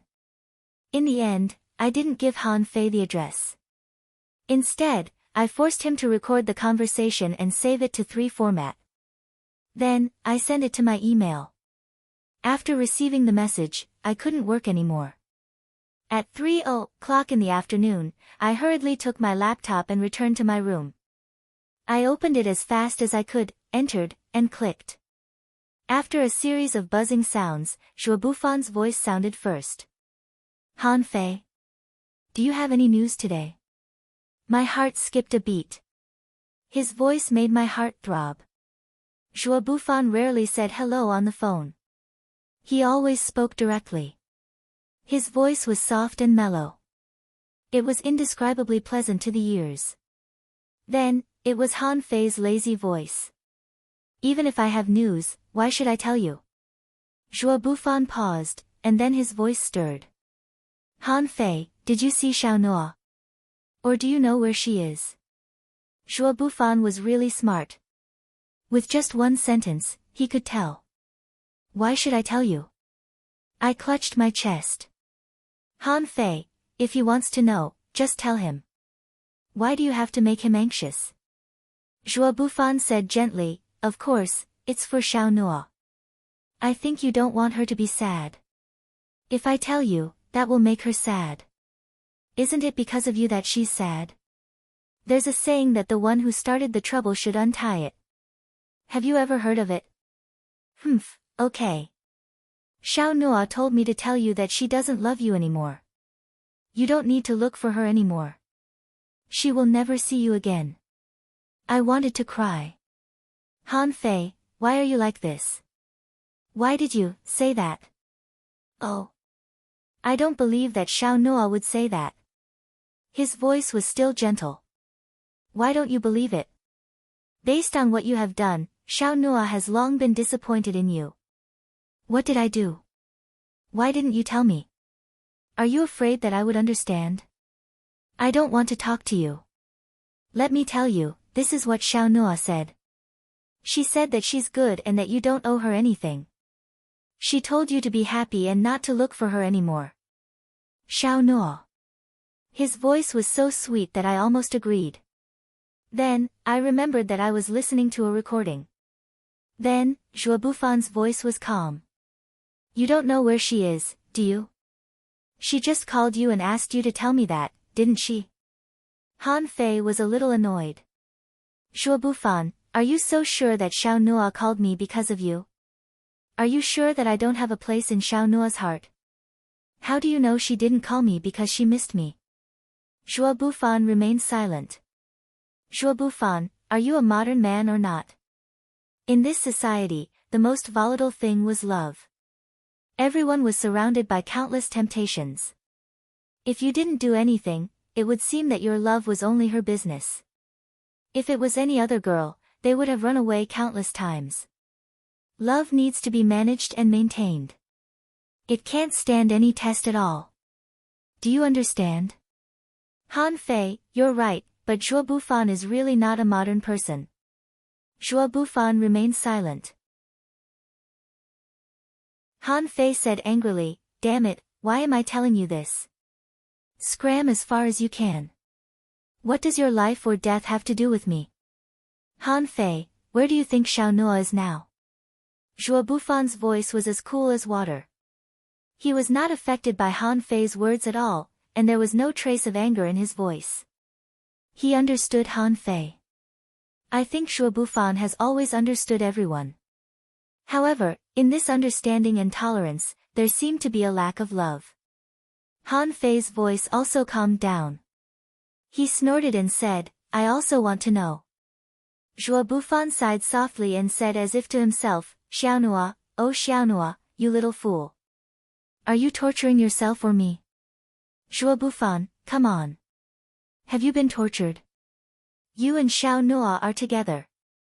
What have you done for her? She knows everything about your preferences. Do you know her? She always eats porridge with you. Do you think she likes porridge so much? Xiaonua, she is a fool. As long as she likes to eat, why would I mind eating anything with her? Zhuo Bufan's voice finally sounded a little sad. Han Fei said mockingly, will a wise and intelligent person like Zhuo Bufan feel precious after losing him? I won't lose Xiaonua. I will never allow her to really leave me. No matter where she is in the world, I will definitely find her. Han Fei was silent for a few seconds and then sneered. If a person wants to hide, it will not be easy to find her. Zhuo Bufan, I don't have any hope for you. Moreover, even if you find her, I don't think you can make her happy. Han Fei, you and I both know that if there is one person in this world who can make Xiaonua happy, it will only be Zhuo Bufan. Zhuo Bufan, why are you so confident? A person can't only love one person in his life. She will forget you one day. I will find her before she forgets. Han Fei, next time she calls you, please help me tell her that I love her very much. I create obstacles for myself because I have nothing better to do. Whether you love her or not, you won't tell her yourself. Let me tell you, in this world, the one who loves Xiaonua the most and understands Xiaonua the most is me. I know Xiaonua is a kind, independent, optimistic, and confident girl, and I can give her practical help at work. I understand her feelings, understand her career, understand her likes and dislikes. These days, I've spent more time with her than you have with her, we don't know how close we are. God, it's such a long speech, it's making me dizzy. This Han Fei, did he want to record Zhuo Bufan's words or take the opportunity to confess? It was rare for Zhuo Bufan to interrupt someone else's words. Yes, but you lack fate. Goodbye. The call ended. After 3 seconds of silence, Han Fei's gentle voice said, Xiaonua, Zhuo Bufan's confidence is admirable, but in love, this kind of confidence and certainty is the most hurtful. Promise me, think about it carefully and make a choice for yourself, okay? Then, the recording slowly came to an end. I didn't know whether to laugh or cry. I listened to the recording several times.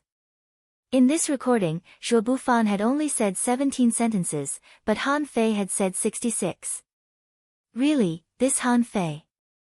I shook my head and sat down. Only then did I realize that I had been standing for a long time. Since the beginning of the recording, I hadn't done anything else, including sitting down. I smiled wryly and called Han Fei. Han Fei, I've finished listening to the recording. Han Fei said with a smile, are you going to give me a good evaluation? Are you going to take advantage of the situation, or are you going to take advantage of the situation? I only know that I have to fight for what I want. I can't think about anything else. I found it funny. Han Fei, you really aren't a gentleman, but a despicable person. I joked, how could I say that about you? Even if I had to say something, I would say that you're a successful businessman. You're good at seizing the opportunity to promote yourself. Then, did I succeed in my promotion? Ah. I remember that there's something I haven't done yet. I'll call you another day. I didn't know what to say to his joke, so I wanted to end the call. Han Fei said quietly, Xiao Nua, I'm not forcing you to answer. You don't have to be like this. I'm just suspecting that you've already gotten Zhuo Bufan's voice. I don't have any value to you anymore. Will you call me in the future?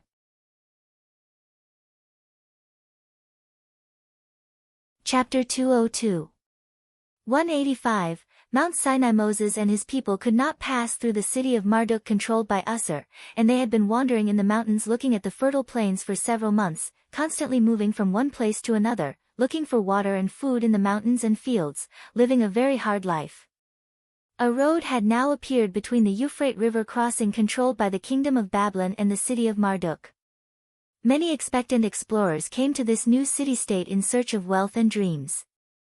There were also many merchants who organized convoys to send supplies back to the plains of Duk, and although the journey was difficult and dangerous, it was very profitable. The plains of Duk was like a new unknown world given by the gods, full of challenges and opportunities, and people came here in search of hope. At some point, there was a legend that a wanderer with nothing could even own a city in the plains of Duk, gaining wealth comparable to that of a king, and possibly receiving the blessings of the gods in the future. The migrants from the kingdom of Babylon naturally chose the city of Marduk, while the caravans went even further, crossing the trails trodden by carriages and pedestrians in the wilderness and doing business with the city of Salem. Salem traded with the kingdom of Babylon through the city of Marduk, and this was the result of Medanzo's discussion with Usur, which was beneficial to the development of both city-states. At present, the biggest enemy of Salem was the Assyrians in the north, and if the Assyrians advanced from the north to the south and occupied the entire plains of Duk, it would be difficult for the city of Marduk to gain a foothold. Usur also did not want to be enemies with Salem, and he was happy to see a barrier in the middle of the plains of Duk to block the strong enemies from the north, so that he would have more time to stabilize the city of Marduk. The fine iron and leather goods produced by Salem were also materials needed by the kingdom of Babylon, not to mention parangons. The mining skills of the town of Duk were taught by Amon to Link, and Link in turn taught them to the cavemen in the tribe, and now there was a group of excellent craftsmen in Salem who could not only smelt ores but also create all kinds of exquisite objects. However, there were restrictions on trade between the kingdom of Babylon and the city of Salem. For example, products such as fine iron could only be shipped out of the plains of Duk and were not allowed to be shipped in. Weapons, armor, warhorses, and other very important strategic supplies were not allowed to be sold to the city of Salem. If Salem needed these things, it would either have to build them itself or obtain them from other sources, and Amon had opened another trade route in the charcoal marsh, of course, to solve this problem. But even if that long trade route was opened, it would not be able to meet the urgent needs. Salem was understaffed and had many things to do, and it was impossible to use all of them to build war supplies. Before the road to the charcoal marsh was opened, Medanzo came up with another idea, which was to carry out a kind of smuggling trade. Medanzo was originally a smuggler of damask billets, so it was easy for him to instruct people in this business. Entering the wilderness to explore and hunt was full of danger, and naturally one had to carry weapons, armor, and horses. The personal equipment of those exploration teams and wandering hunters who went deep into the wilderness was not included in the trade restrictions. But a full set of fine weapons, armor, and warhorses was by no means affordable for the average person, and many exploration teams carried simple weapons and walked into the wilderness to try their luck. A trading firm in Marduk City provided loans to these people, and the money borrowed was used to buy warhorses and weapons designated by the trading firm. Who would borrow this money, and how would they pay it back in the future?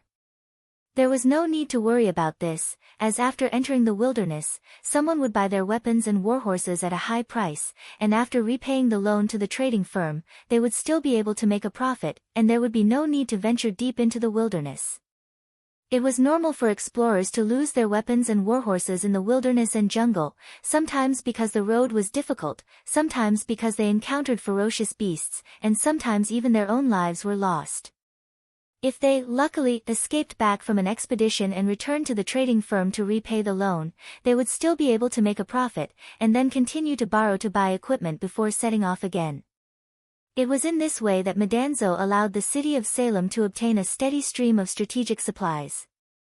Borrowing from the trading firm was calculated according to time, and the wandering explorers who smuggled supplies in this way would not make money if they delayed too long, so they had to strive to go and return quickly and steal as many times as possible in the shortest possible time in order to earn more profit. The owner of the trading firm in Marduk City was also an old friend, the wealthy merchant of the city of Uruk, Nescat Lee. He not only made money by borrowing, but also by selling all kinds of strategic supplies, organizing caravans from all over the kingdom of Babylon to Marduk City, and had a pleasant cooperation with Madanzo. Due to the excellent operation of Nescat Lee's trading firm, the goods shipped, the customers attracted, and the taxes paid were all very high, promoting the prosperity and development of Marduk City, and was praised many times by the mayor of Marduk, Usser. When Nescat Lee came to Marduk City to inspect his own trading firm, Mayor Usser specially invited the wealthy merchant to a banquet and said that he would report Nescat Lee's achievements to the kingdom, and that he might be able to receive a noble title, as long as he continued to contribute to Marduk City. On the high slopes of the mountains, caravans and explorers could be seen going back and forth between Marduk City and Salem, but Moses and the others could not move forward, as they were bound by an oracle. They were not allowed to build statues for any other gods except Marduk. But they believed in their one and only God and accepted Allah's guidance in order to get here through all the hardships, and Moses and his people were naturally unwilling to accept this condition. At first, they prayed to the gods all night, and then they heard the voice of the oracle. Madanzo told them that this was the test of the gods, the last obstacle they had to overcome before returning home. The gods had given them confidence and courage, and now they needed to solve it with their own wisdom and strength. The implication was that Allah would not take them directly, and this time it was up to the people to find a way to get through it themselves. What should they do? From the top of the mountain, they could see the vast plains of Duk in the distance, but the city of Marduk was in front of them, and behind it was the Syrian desert. The food carried in Moses' spatial artifact had been exhausted, and Allah no longer performed miracles, so they could only pick wild fruits and catch prey in the mountains to fill their stomachs. The miners of Duk moved in the mountains in pursuit of prey and water, and when spring came, they finally stopped their weary footsteps for a while and found a valley on the edge of the mountains where they could stop. There was a thin spring on the hillside, forming a winding mountain stream through a valley sheltered from the wind and facing the sun. Moses took out the grain seeds he carried with him, ordered his people to cultivate the land by the mountain stream to plant crops, and built simple huts to live at the foot of the mountain. The people guarded the fields from being trampled by wild beasts and took turns to go hunting in the nearby mountains. The seeds had just sprouted, and there was still a long time before the harvest, and every day they had to go to the mountain stream to fetch water for irrigation and go into the mountains to hunt for food, so life was very difficult. Suffering was secondary, the most torturous thing was the feeling of not seeing hope. A clansman said to Moses, "You asked us to cultivate the fields and build huts. Do you want to settle here?" Looking around, there were no signs of human habitation. Not far from the foot of the mountain was a boundless desert. We were only guarding a small mountain stream. Living in this barren valley, we could only build the simplest thatched huts. If this is the case, it is better to stay in Amon's territory. Why did we leave in the first place? We have gone through so many hardships, and what we want is not today's result. Moses replied, "This is just a place where we stop temporarily. Spring is coming, we must sow in the autumn to have a harvest, and with food, we can survive the next winter and go further." A clansman asked again, "Temporarily? But how long are we going to wander here? Where is the God who guides us?" Moses advised, this is a test from God, and we have to overcome it ourselves. Sowing seeds here is for the future harvest, and building houses is so that everyone can rest better, and when the day comes when we embark on our journey again, we will have a better hope and future. Everyone asked, then can you tell us how long we are going to stay here? Moses did not answer this question, because he did not know the answer himself, but leaned on his iron staff and said, look at the ground under your feet, the broken barley is full of vitality, and look at the clouds in the sky, the changing patterns are always so beautiful and magical. If the heart is full of hope, even the sun on that desert is always so bright. In fact, Moses himself could have quietly bypassed the city of Marduk and entered the plains of Duk, and after crossing the Red Sea, he had already attained the 7th level of the power of 2 sides. Although Ammon had not yet given him the guidance of the power of origin, Moses was already a supreme mage and supreme warrior, and he could go anywhere he wanted. But Moses did not abandon his clansmen, he was their leader, and he had to fulfill his promise. At this time, Usur sent someone to find them again, and Usur's messenger told Moses, the great god Marduk has sent down another oracle. You are all the best craftsmen on the continent, and if you are willing to live in the city of Marduk and swear to worship the great god Marduk forever, you will have a happy and prosperous life. There are comfortable houses and beautiful girls in the city of Marduk, craftsmen's workshops have been prepared for you, and there is good wine by the workbench. Moses refused this request, but some people were already tempted in private. Instead of waiting aimlessly here, it was better to go to the city of Marduk and live a comfortable life. It was just that it was difficult to face the guidance of Allah like this, but the god had already said that they needed to find a way to get through the difficulties on their own. In that case, could they also accept Usur's conditions? If they gave up persevering, the benefits were right in front of them, and they had suffered enough for a long time. Moses was aware of the thoughts of many of his clansmen, and he was also trying to get out of the predicament. He sent the 12 judges to climb the various high slopes near the plains of Duk to observe the terrain and check if there were secret passages to pass through, and then return to the station to discuss countermeasures.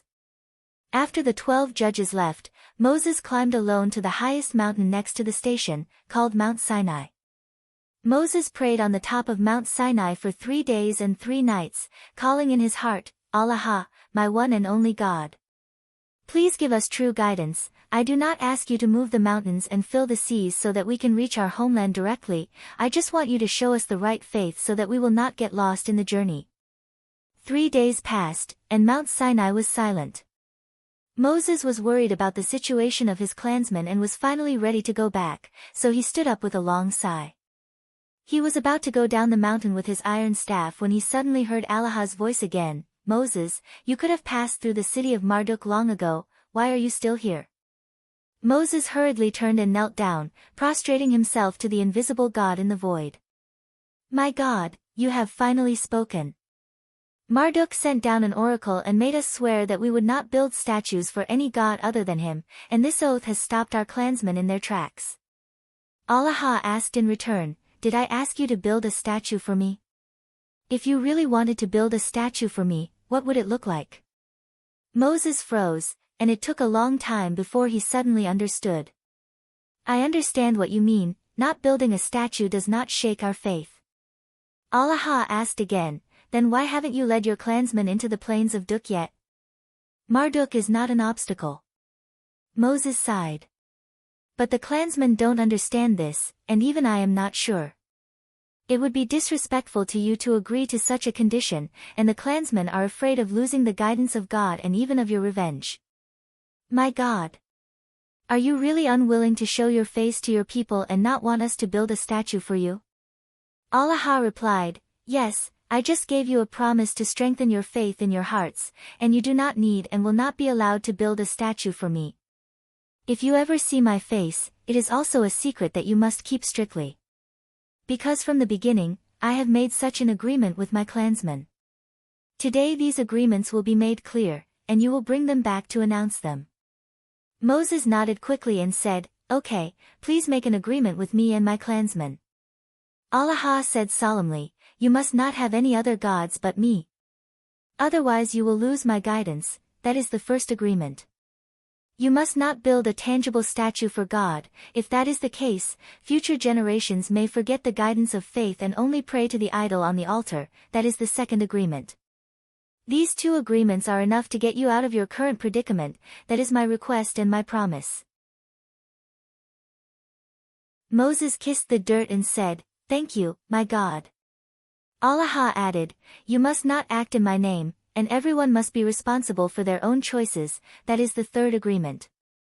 The clansmen work hard, and after 6 days of work they should rest for a day, and they should not be forced to work again. That is the fourth agreement. You must respect your parents, and never forget who brought you into this world and gave you life. That is the fifth agreement. Moses prostrated himself on the ground and replied, "I have remembered all of this." Allah continued, "I have given you the guidance of power, and at the same time you must understand the various trials of this world, the tests of fate throughout, and there are 5 more warnings after returning home.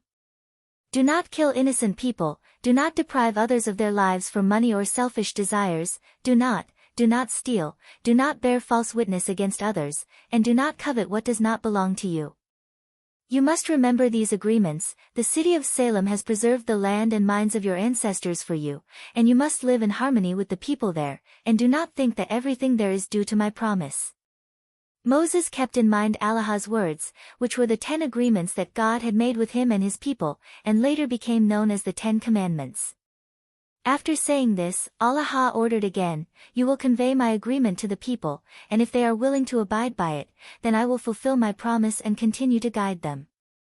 After all this is done, you will come to see me on Mount Sinai." Moses walked down Mount Sinai with the agreement with Allah in mind, past the spring where the stream originated from halfway up the mountain, and ran briskly along the mountain stream. He could not wait to tell the good news to the people, and when he arrived at the place where the people lived, it was already dark, but the scene in front of him surprised him. Several large fires were lit beside the open space in the middle of the huts, which was originally used as a wheat field after the autumn harvest, and now there was a shining golden bull in the middle of the open space. Some people were dancing around the golden bull, and others were lined up in a circle and praying to the golden bull. Moses shouted, "What are you doing? Where did this golden bull come from?" The shout was accompanied by magic, and had the power to shock the soul and wake people from their stupor. The dancers stopped, and the prayers rose, with expressions of bewilderment, alarm, and defiance. Joshua flashed out of the shadow of the hut, grabbed Moses' sleeve, and said, "You are finally back. Something big happened here in the past 3 days, and a God showed a miracle." He whispered what had happened. The 12 judges who protected the people left the camp, and the leader Moses also climbed Mount Sinai. The people seemed to have lost their backbone, and even the sound of the wind blowing through the treetops at night became so frightening, and they spent the first night in fear and uneasiness. In fact, most of them were very strong, comparable to the soldiers of any regular army on the road, but for the first time in a long time, they lost the protection of a stronger force, and for a moment, they were a little panicked. On the first day after Moses left, a disturbing situation occurred. The prey in the nearby mountains had disappeared without a trace, and the people who went hunting in the mountains did not even catch a rabbit. All of them returned empty-handed, and for the first time, everyone went to bed hungry. They had eaten up the food they carried, and the last batch had been sown as seeds.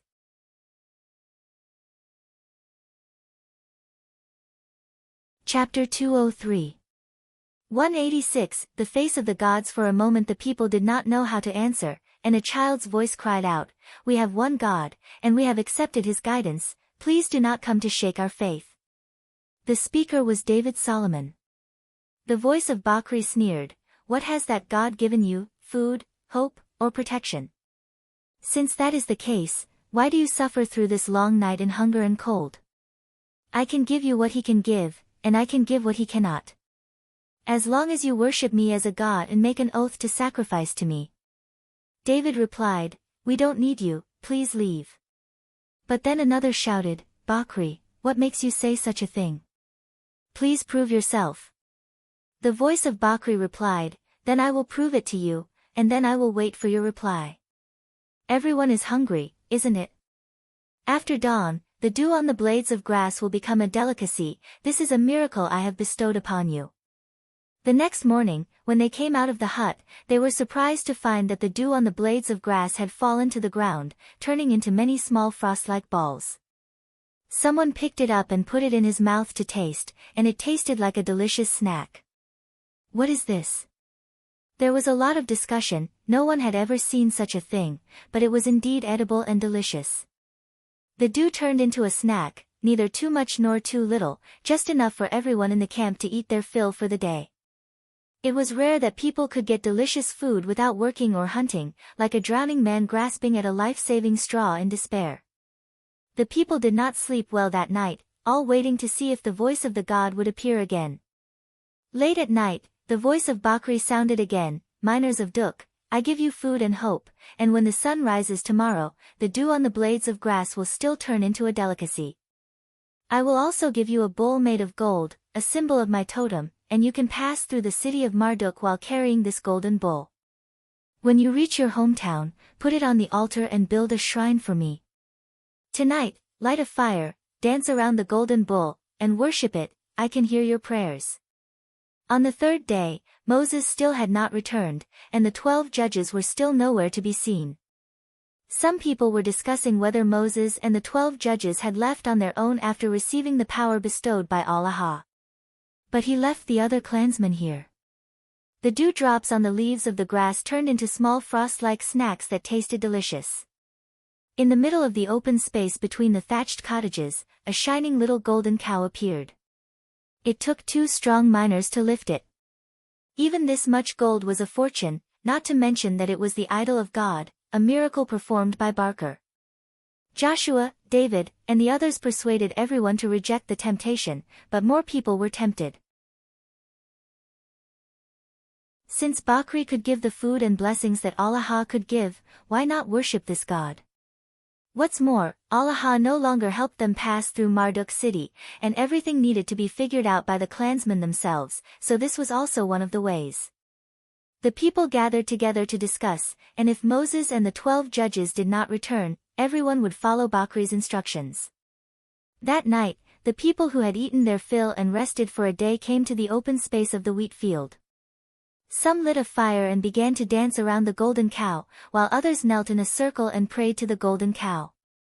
If they had been to Link's cavemen tribe a few years ago and seen how the cavemen danced in front of the big cave with a fire, they would have found that this scene was very similar to a spontaneous primitive tribal religious ritual.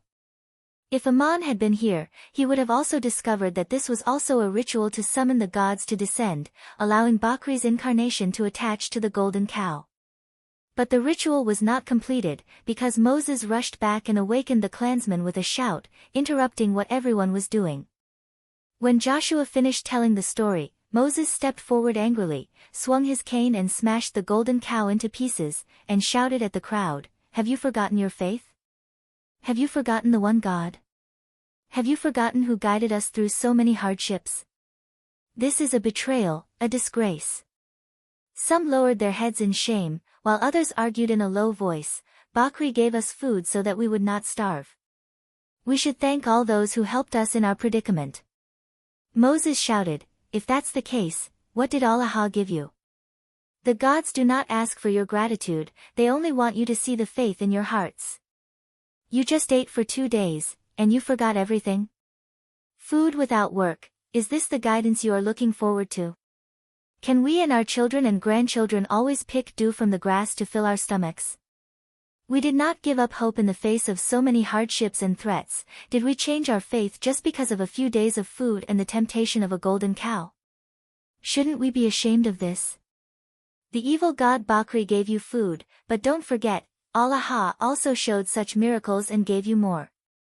Do you understand the meaning of the one God? The prey in the mountains disappeared for no reason, and I just sensed that someone cast a spell to drive away the aura left by the living beings nearby.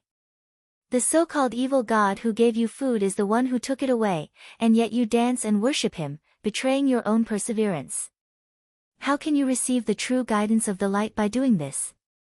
Seeing that Moses had returned, many people already felt ashamed and regretful, and when they came back to their senses, they felt a little dazed these 2 days, as if they had been bewitched by something. When Moses told the people that someone had cast a spell to drive away the aura of the living beings nearby, it dawned on everyone that Bakri had deliberately made everyone hungry before showing a miracle, and fortunately Moses returned in time.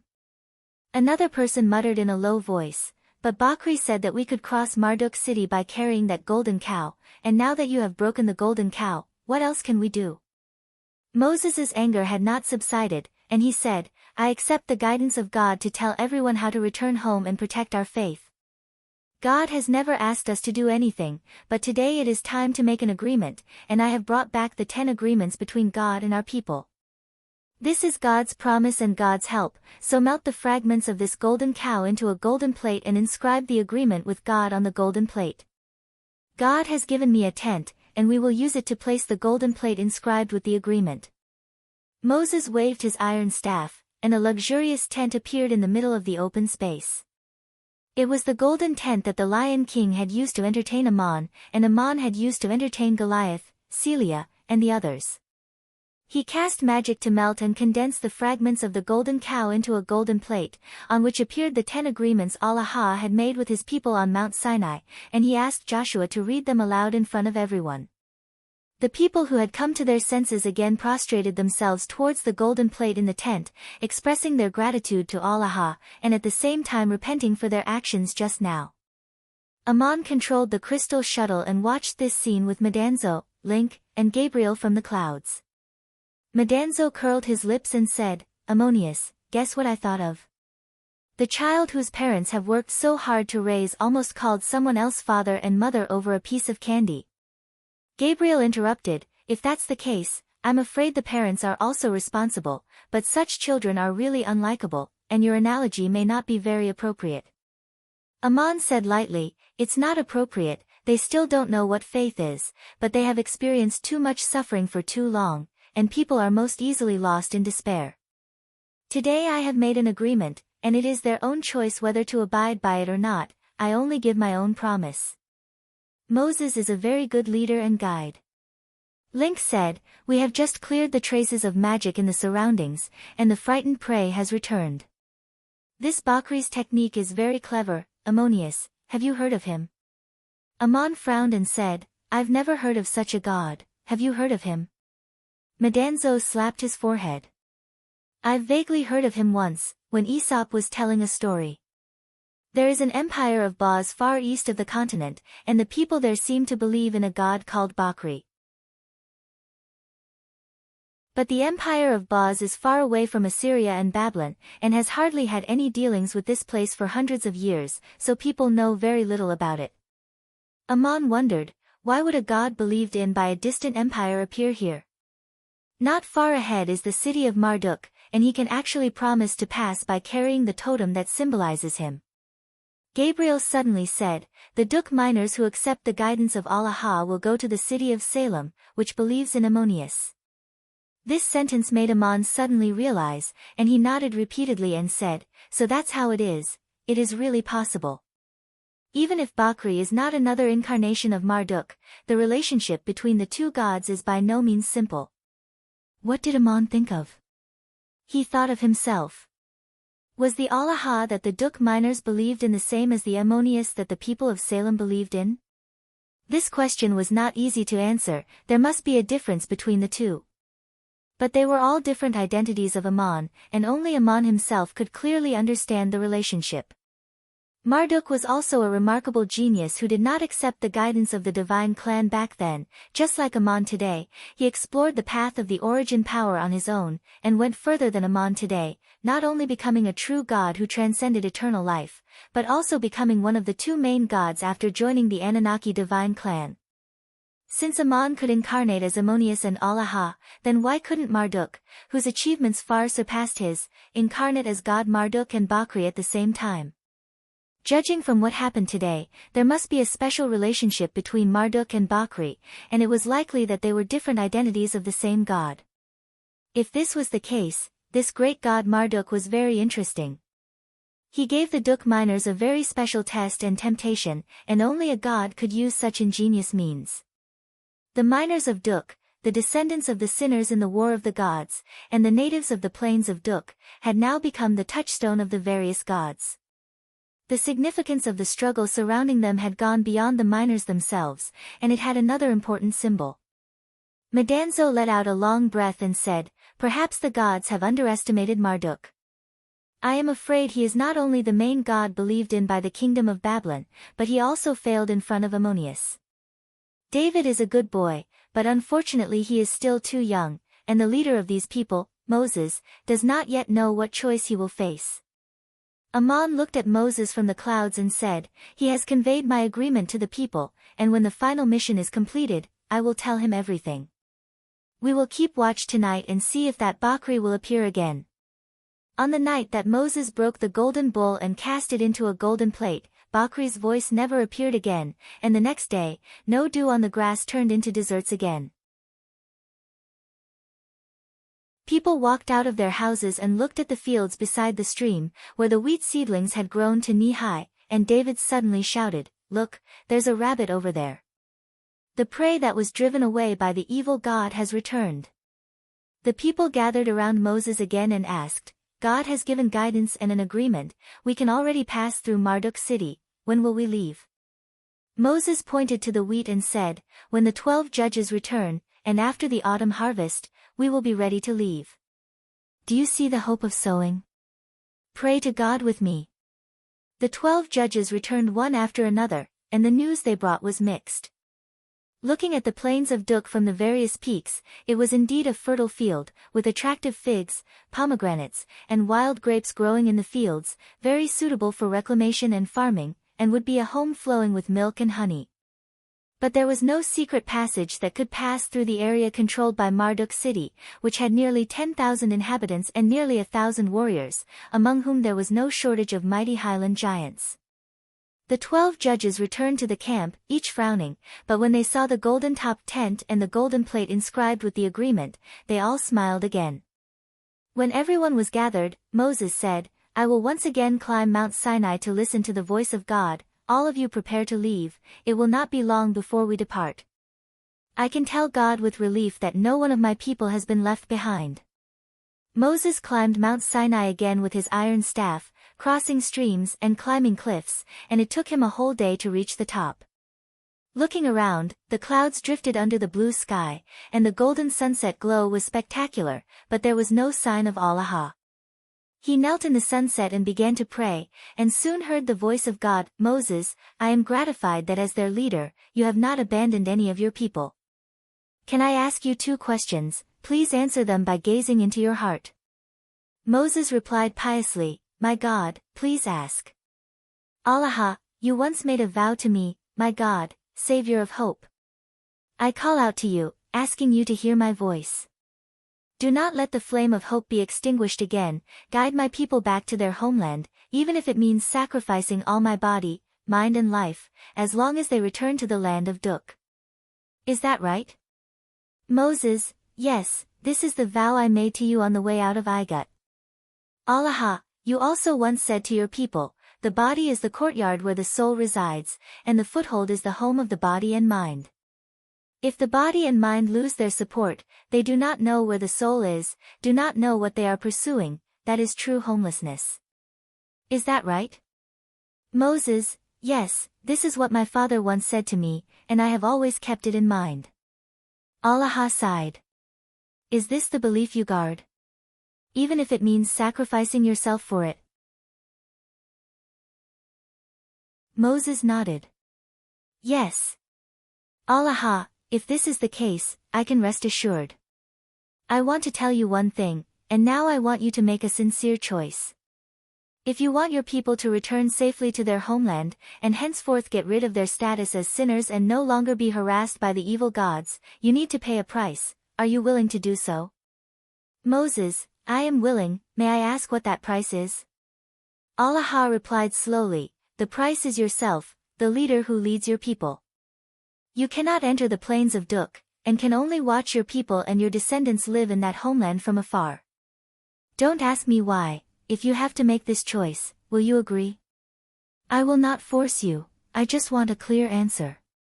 Moses straightened his body from his kneeling position, opened his arms to the sky and said, "My God, why have you given me this fate? It was impossible to tell whether Allah's voice was happy or sad, and he still asked slowly, I have already said, don't ask me why.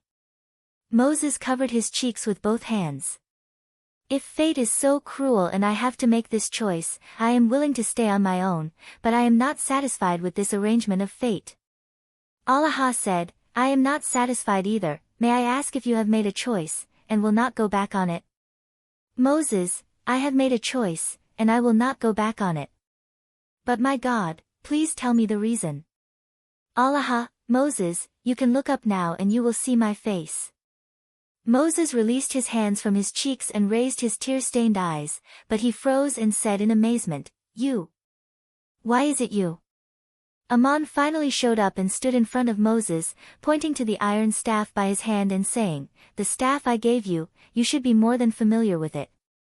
When you were in the empire of Igut, didn't you hear what weapon Supreme General Ammon used on the battlefield? Moses, it's a branch, I should have thought of it.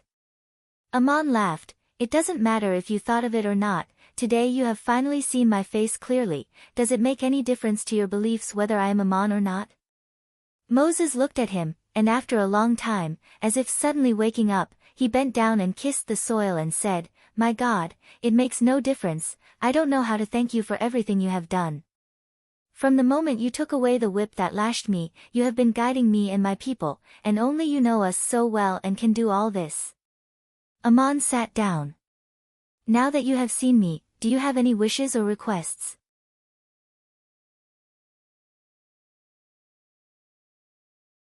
Chapter 204 187, It's all Murin's fault. Ammon looked up at the clouds in the dusk and said, I have to start from a long time ago. It has something to do with the origin of the miners in Duk, and the battle of the gods in Anunnaki. He told a long story to Moses, and at the end he mentioned the bet between Enlil and goddess Murin. If Murin could not win this bet, even if the Duk miners could pass through the city of Marduk, they would still be blocked or even hunted down by the divine emissaries sent by Enlil. The gods also had to abide by their oaths, and if Murin won, the Duk miners would henceforth get rid of their status as sinners, but this was secondary. The most important thing was that Enlil would no longer make things difficult for them. Ammon himself was not afraid of Enlil, but he had also seen the divine emissaries under Enlil, such as Bright Moon Night. If Enlil really sent an emissary to attack Moses and the others, it would indeed be impossible to guard against. Now that Moses had made a choice and Murin had won the bet, the Duk miners would no longer be harassed and punished by the Anunnaki divine clan, and they would only have to face the trials and tribulations of the human world. Although this bet was not proposed by Ammon, and he was also very disgusted with Enlil, he also hoped that Murin would win, but it required Moses to make a sacrifice. Moses' sacrifice was not without reward, and Ammon finally said, Now you have a chance to accept the guidance of the Anunnaki divine clan, learn the secret of becoming a god, and become an emissary beyond mortals. Moses froze for a moment before replying, My God, are you not willing to continue to guide me?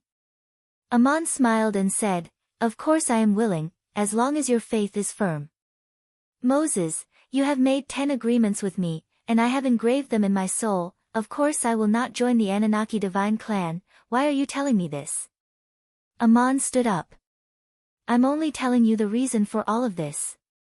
It's clear that you've made the other choice, so I'll guide you to the source of your power. It's time for you to leave your tribe. Come with me. Moses also stood up and asked, Where are you taking me? Ammon, first go to Murin's divine palace to see Murin, and then go to a place called the Garden of Eden to make it an ideal home. Moses asked in confusion, Why do you want to see Murin? I've already rejected her. Ammon explained, Guiding you to join the God system is not a request. It is a kind intention and reward, because the sacrifice you made helped your people. You can choose not to accept, but you should also thank. Whether you like Murin or not, you have to learn to look at a god seriously. Besides, you have another task, which is to learn how to build a divine palace. Our divine palace is the Garden of Eden. As he spoke, Ammon waved his hand, and a force wrapped around Moses. The space around them seemed to shift, and they rose into the air without moving. Moses hurriedly said, are we leaving now? I have one last thing to do. Ammon, of course you have to go and say hello, I'll send you down the mountain. Moses bowed and said, My God, please send me to the mountainside first. Ammon nodded, and without any visible movement, the two of them quickly moved to the mountainside and came near the spring where the stream originated. The space that had shifted suddenly merged with the surrounding light and shadow, and Moses's body relaxed and stood on the ground again. He exclaimed, My God, how did you know I was coming here? Ammon smiled slightly. Because I know you, let's do it. Moses waved his iron staff and struck it heavily on the rocks beside the spring. There was no scene of stone debris flying, but a low buzzing sound with a strange tremor impacted into the depths of the mountain. This was the mining technique of Duk, performed with vigorous magical power. Several thin cracks suddenly appeared on the rocks beside the spring at the same time, and a stream of water washed the gravel out, doubling the flow of the spring. The wheat seedlings at the foot of the distant mountain were about to head, and it was the time when irrigation was most needed. The original thin mountain stream would not be able to meet the needs of irrigating such a large field. Moses opened the spring to draw more spring water down, which was the last thing he did before leaving his people. That night, the sleeping tribesmen once again heard the voice in their souls. It was not Bakri, but their leader, Moses. My people, God has summoned me on Mount Sinai, and I will leave with God. Joshua will be your new leader, and the 12 judges will continue to protect the people as they move forward.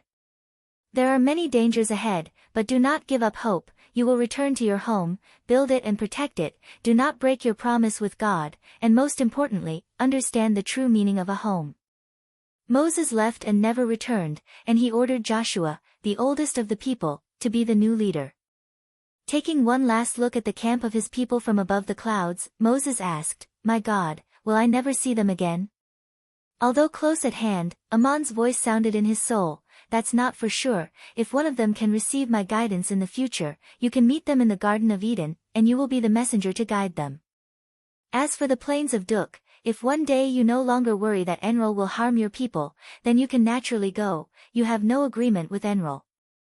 Moses asked somewhat doubtfully, No longer worry that Enrol will harm your people? Ammon said with a faint smile, Even gods who transcend eternal life will fall, you don't have to think too much for the time being, just build your own Garden of Eden. 3 days later, Ammon appeared with Moses on the majestic rolling mountains of the Siyah Plateau, which was so steep that there was almost no way to climb it. Although it was summer, the wind was cold at high altitudes, and huge glaciers could be seen from time to time on the snowline. The rocks at high altitudes had been eroded by snow and glaciers for many years, and many places were already very brittle, and a large piece of gravel would collapse with a forceful stomp. Not to mention people, even the footprints of animals were hard to see. Between the two huge mountains, there was a vast open area where cold winds blew all year round. The crushed stones were covered with snow that looked like ice crystals. It was extremely desolate as far as the eye could see. Only moss-like plants grew in the dark corners. Occasionally, there were some sparse and strange shrubs in the low-lying areas that were sheltered from the wind.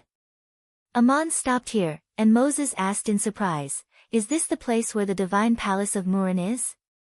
How can it be so desolate? Ammon explained, The gods do not have to live on earth, but they will also build palaces on earth for the emissaries who receive guidance to live and train, and when they are injured, they can also recuperate in such a place. The divine palace is invisible to ordinary people, unless the door is open for you to enter, but your current achievements are still a little short of that, and it will be difficult for you to discover its existence. Murin should know that we are coming, and you will be able to see a miracle right away, and in the future, you will also have to create such a miracle for yourself. Before he could finish his sentence, a door suddenly appeared in the wilderness. It was an arched door woven by green ivy. Through this arched door, one could see another strange world. The green grass spread out like a shade, dotted with all kinds of flowers, there were clear streams between the rolling hillsides, and in the distance was a beautiful mountain, and at the foot of the mountain was a gorgeous palace. Ammon pulled the stunned Moses through the door, and when Moses looked back in surprise, the ivy-wrapped door had disappeared, and he was standing in a vast, evergreen wilderness. Ammon explained again, "This is a space that uses the elemental energy of the plateau and the mountains to operate with magic, like another world. But we are still in the same place, still standing on the Saya Plateau, but this place is separated from the outside world by magic." It was also the first time that Ammon had come to the divine palace of the gods, but he had the experience of entering the Ennead in Schrödinger's spiritual imprint, so he was not as surprised as Moses. Murin was a goddess who loved beauty, and her divine palace was filled with beautiful and delicate exotic flowers and plants from all over the continent. The so-called divine palace did not refer to a palace, but to a space like this. Murin was standing by a stream, holding an ivy staff in her hand, wearing a tight golden dress and a crown of flowers on her head. She was smiling at Ammon and Moses who were walking in the distance, her elf-maid Shubra standing beside her. Moses also grew up in the town of Duk, and he had entered the shrine of Murin countless times since he was a child. Today, he finally saw a living god for the first time, and it turned out to be such a charming and moving girl. For a moment, he could not connect her with the solemn and cold stone statue on the altar. His feelings were complicated when he saw Murin. The goddess was once the patron saint of the Duk miners, but the town of Duk along with 2,000 people had disappeared in the flood. Now the surviving people no longer believed in the goddess, but Ammon had brought him here, and the shrine of Ammonius and Murin had reappeared in the city of Salem. When Ammon came, he told Moses that whether he liked her or not, he had to learn to face a god. Moses followed Ammon to Murin and finally bowed to her. Ammon said with a smile, "Yun Nam Na, I have brought Moses, you have won the bet with Enril."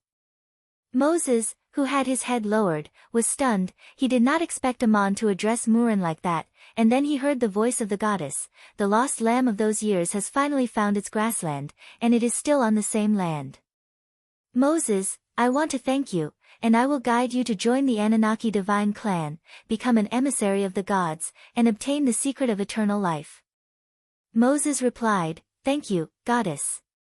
But I have my God, and I already have the guidance of faith in my heart."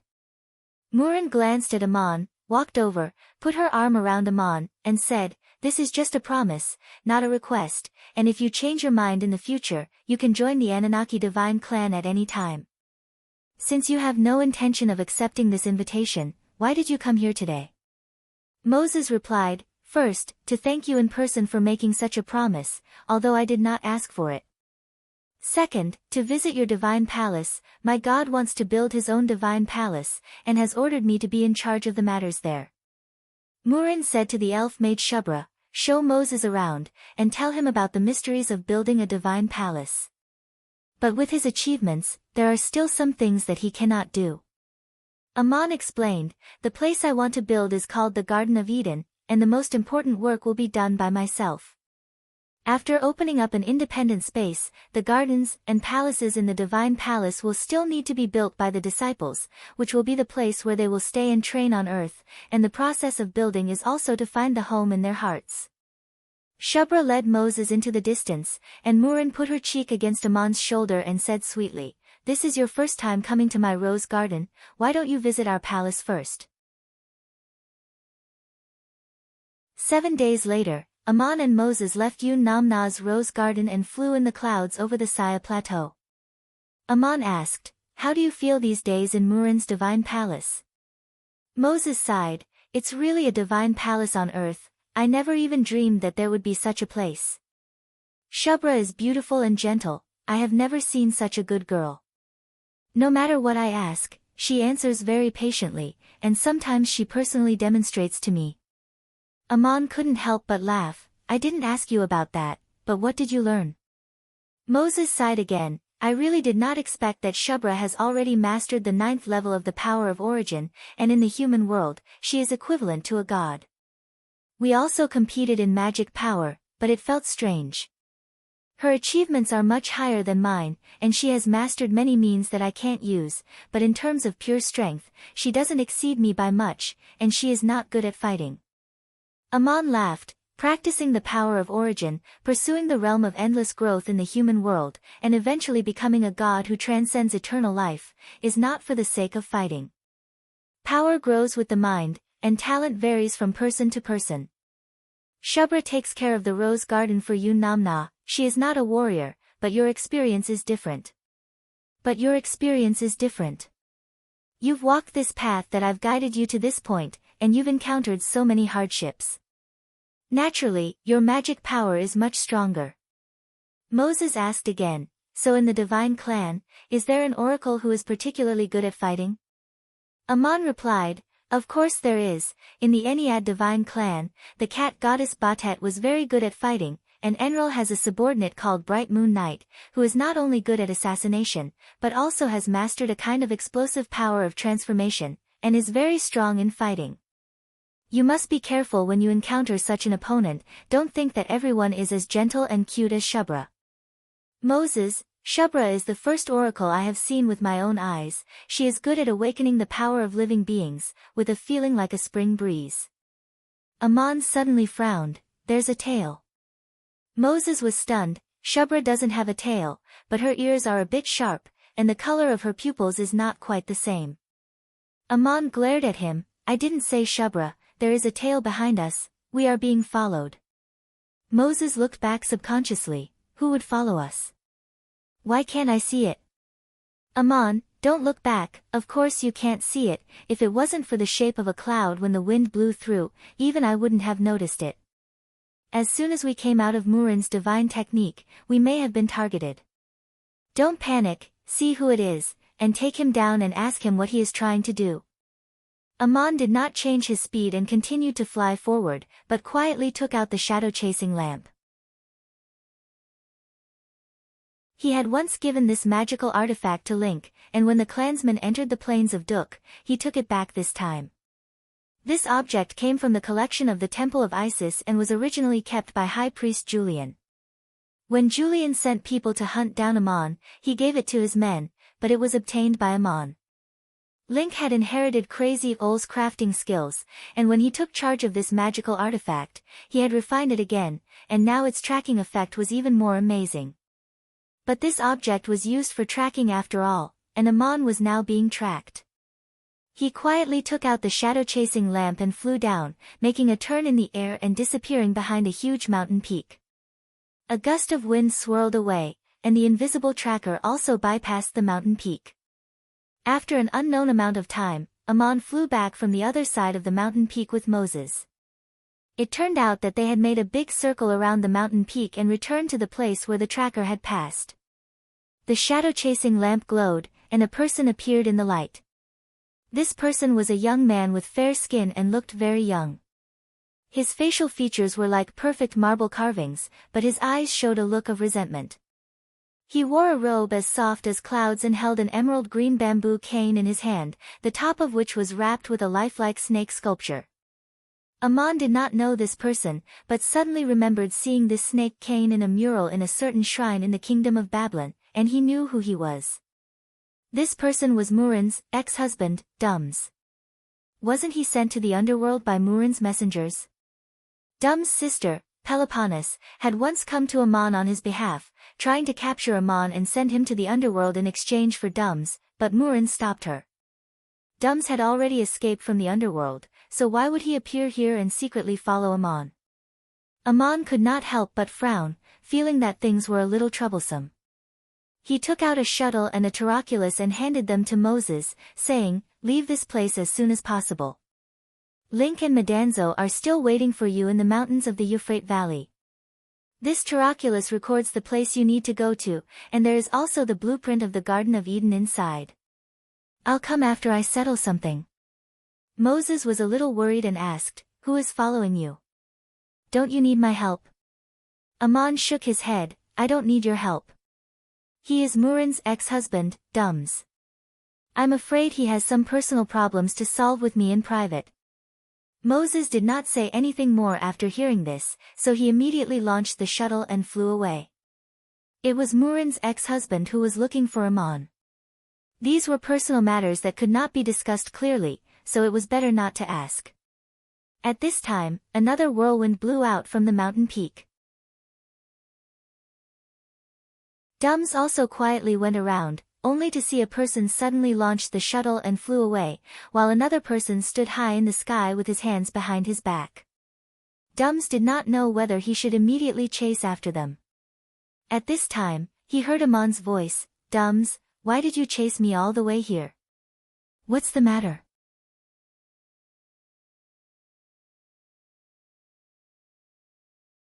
Chapter 205. 188, Snake Guide. Amon shook his head very frankly. "I don't know you, I've only seen the snake staff in your hand in the mural in the shrine. The god Dums painted on the mural doesn't look like you at all, it's very ugly, but the snake staff is the same." Dums approached slowly and pointed the snake staff at Amon. "Since you know me, how dare you speak like this? Do you know who I am?" Amon continued to shake his head. "I didn't know before, I thought you were a god, but later I learned that you are a demigod who has mastered the 9th level, a divine emissary of the Anunnaki divine clan, but I still don't know what you do, I only know that you were once the husband of Murin. We have never dealt with each other, why are you looking for me?" Dums shouted, "You still have the face to mention Murin in front of me. We have never dealt with each other, but that doesn't mean there is no hatred between you and me. If you want to blame someone, blame her, it's all Murin's fault." Amon kept shaking his head. "I have nothing to blame Murin for, I just came out of Murin's divine palace, and I didn't hear that she caused any trouble." The resentment in Dum's eyes grew stronger, and he said angrily, "You came out of Murin's divine palace? Do you know where I came from?" Amon finally nodded. "I know, you came out of Queen Kella's underworld, congratulations on your successful escape. Last time, your sister Peloponnes came to me, just to save you, and it seems that she really did." As soon as Amon mentioned the name Peloponnes, Dums seemed to be provoked by something, and he shouted angrily, "It was you who caused her to suffer in the underworld." Waving the bamboo staff in his hand, countless shadows and dust-like mist appeared in the air, quickly condensing into a 100-foot-long giant snake, which opened its mouth and pounced towards Amon. Before the giant snake even got close, the air was filled with the smell of blood, mixed with a strange fragrance. This smell was poisonous and could make people fall into a trance. Amon had long been on guard. An invisible spatial force isolated the invasion of the poisonous aura. He waved his hand in the air and summoned the Eye of Sealing. He swung it forward fiercely, and a huge cross-shaped sword appeared in the air and slashed at the snake. The surrounding space seemed to shrink and collapse towards a single point. A force pushed everything towards the center.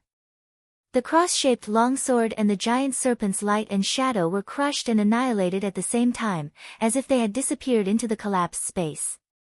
Dums was also pushed forward by the power of space contraction, his hair flying and his long robe dancing. He gripped his bamboo staff and stabilized his body in the air, appearing both elegant and mighty. However, he immediately thought that something was wrong and hurriedly shook his bamboo staff again. The snake sculpture on the staff suddenly came to life, transforming into a flying snake that rapidly expanded in the air and coiled around him, opening its mouth to bite.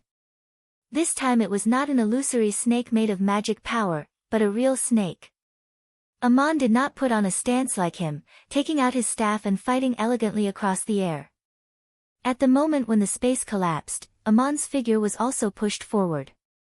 He took advantage of the momentum and flew forward, passing through the sword and the giant serpent that had just been shattered, and suddenly shot out amidst the chaotic aura, swinging his fist towards Dum's face. As a divine emissary of the Anunnaki divine clan for many years, Dums had never seen such a fighting style at all. Amon did not look like a high and mighty god, this was simply a street fight in the mortal world. Fortunately, he reacted quickly and struck out with the spirit snake staff that he had refined for many years and was connected to his mind. If Amon was bitten by this snake, no matter how strong his soul was, his physical body would be paralyzed for a moment, and he would fall directly from the clouds. If he was entangled by the snake, then the power of his soul would also be imprisoned, and he would be captured alive by Dums. If it were any other god, no one would be willing to fight in such a way, and they would definitely fly back and then get into a stance to calmly use all kinds of means. But Aman didn't dodge at all. As soon as the snake flew out, he arrived. With a flip of his wrist, his fist turned into a golden palm, and he grabbed the snake's head. The edge of his palm barely grazed the snake's fangs. He held the snake's upper and lower jaws together, and at the same time, grabbed the snake's body with his other hand. This spirit snake was connected to Dum's body and soul, and as soon as it was caught, Dum's face turned green, and he channeled his magic power in horror. The spirit snake's reaction was extremely fast, and while its head and neck were caught, it flicked its tail and wrapped around Aman's body, preparing to twist it tightly. At first, Dums wanted to capture Aman alive, but he did not expect the situation to become so dangerous in an instant, and he immediately wanted to strangle Aman on the spot.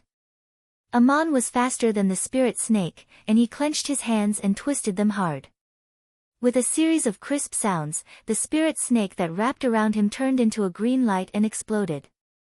Aman's clothes instantly turned into flying ash, and the snake scale armor on his body was charred and damaged in many places. This spirit snake was formed by the snake staff, and after being strangled by Aman, it returned to the snake sculpture form and appeared on Dum's bamboo staff, but Dum's spiritual power, which had been refined for many years, was greatly damaged, and he almost lost control of his body. But the impact on Aman was much greater than that of Dum's. Dum's was damaged because his mind was connected to the spirit snake, and this spirit snake had wrapped around Aman's body and exploded. Whether it was the elemental summoning or the power of spatial transfer, they were all shattered into chaos, and Aman could no longer control his body to continue flying, and he would fall heavily to the ground. Of course, Dums was aware of this, and there was a trace of a contemptuous smile on his pale face. He waved his staff and was ready to use another method to capture Aman, who was about to fall. However, before he could lift his staff, he shouted in surprise, and with both hands holding the staff, he pushed it forward with all his strength. It turned out that Aman, under the huge impact and unable to control the flight of the divine spell, actually flew up and kicked him in the chest. The series of changes just now was complicated, but it all happened in the blink of an eye. Aman swooped down from the air, grabbed the snake, and crushed it. The huge impact made him lose control of the magic, but his body still flew forward due to inertia. The golden light on his hands was shattered, and both his arms were instantly numb and sore, but he twisted his waist and raised his foot before he was about to fall. Dums was so scared that he broke out in a cold sweat. How could the gods fight like this? Was the person in front of him Ammonius on the altar, or a wild man in the marketplace? At the moment when his mind was attacked, he could not use any powerful divine spell, and could only use his strong physical strength to hold the staff to block. With a muffled bang, Aman's foot stepped right in the middle of the bamboo staff.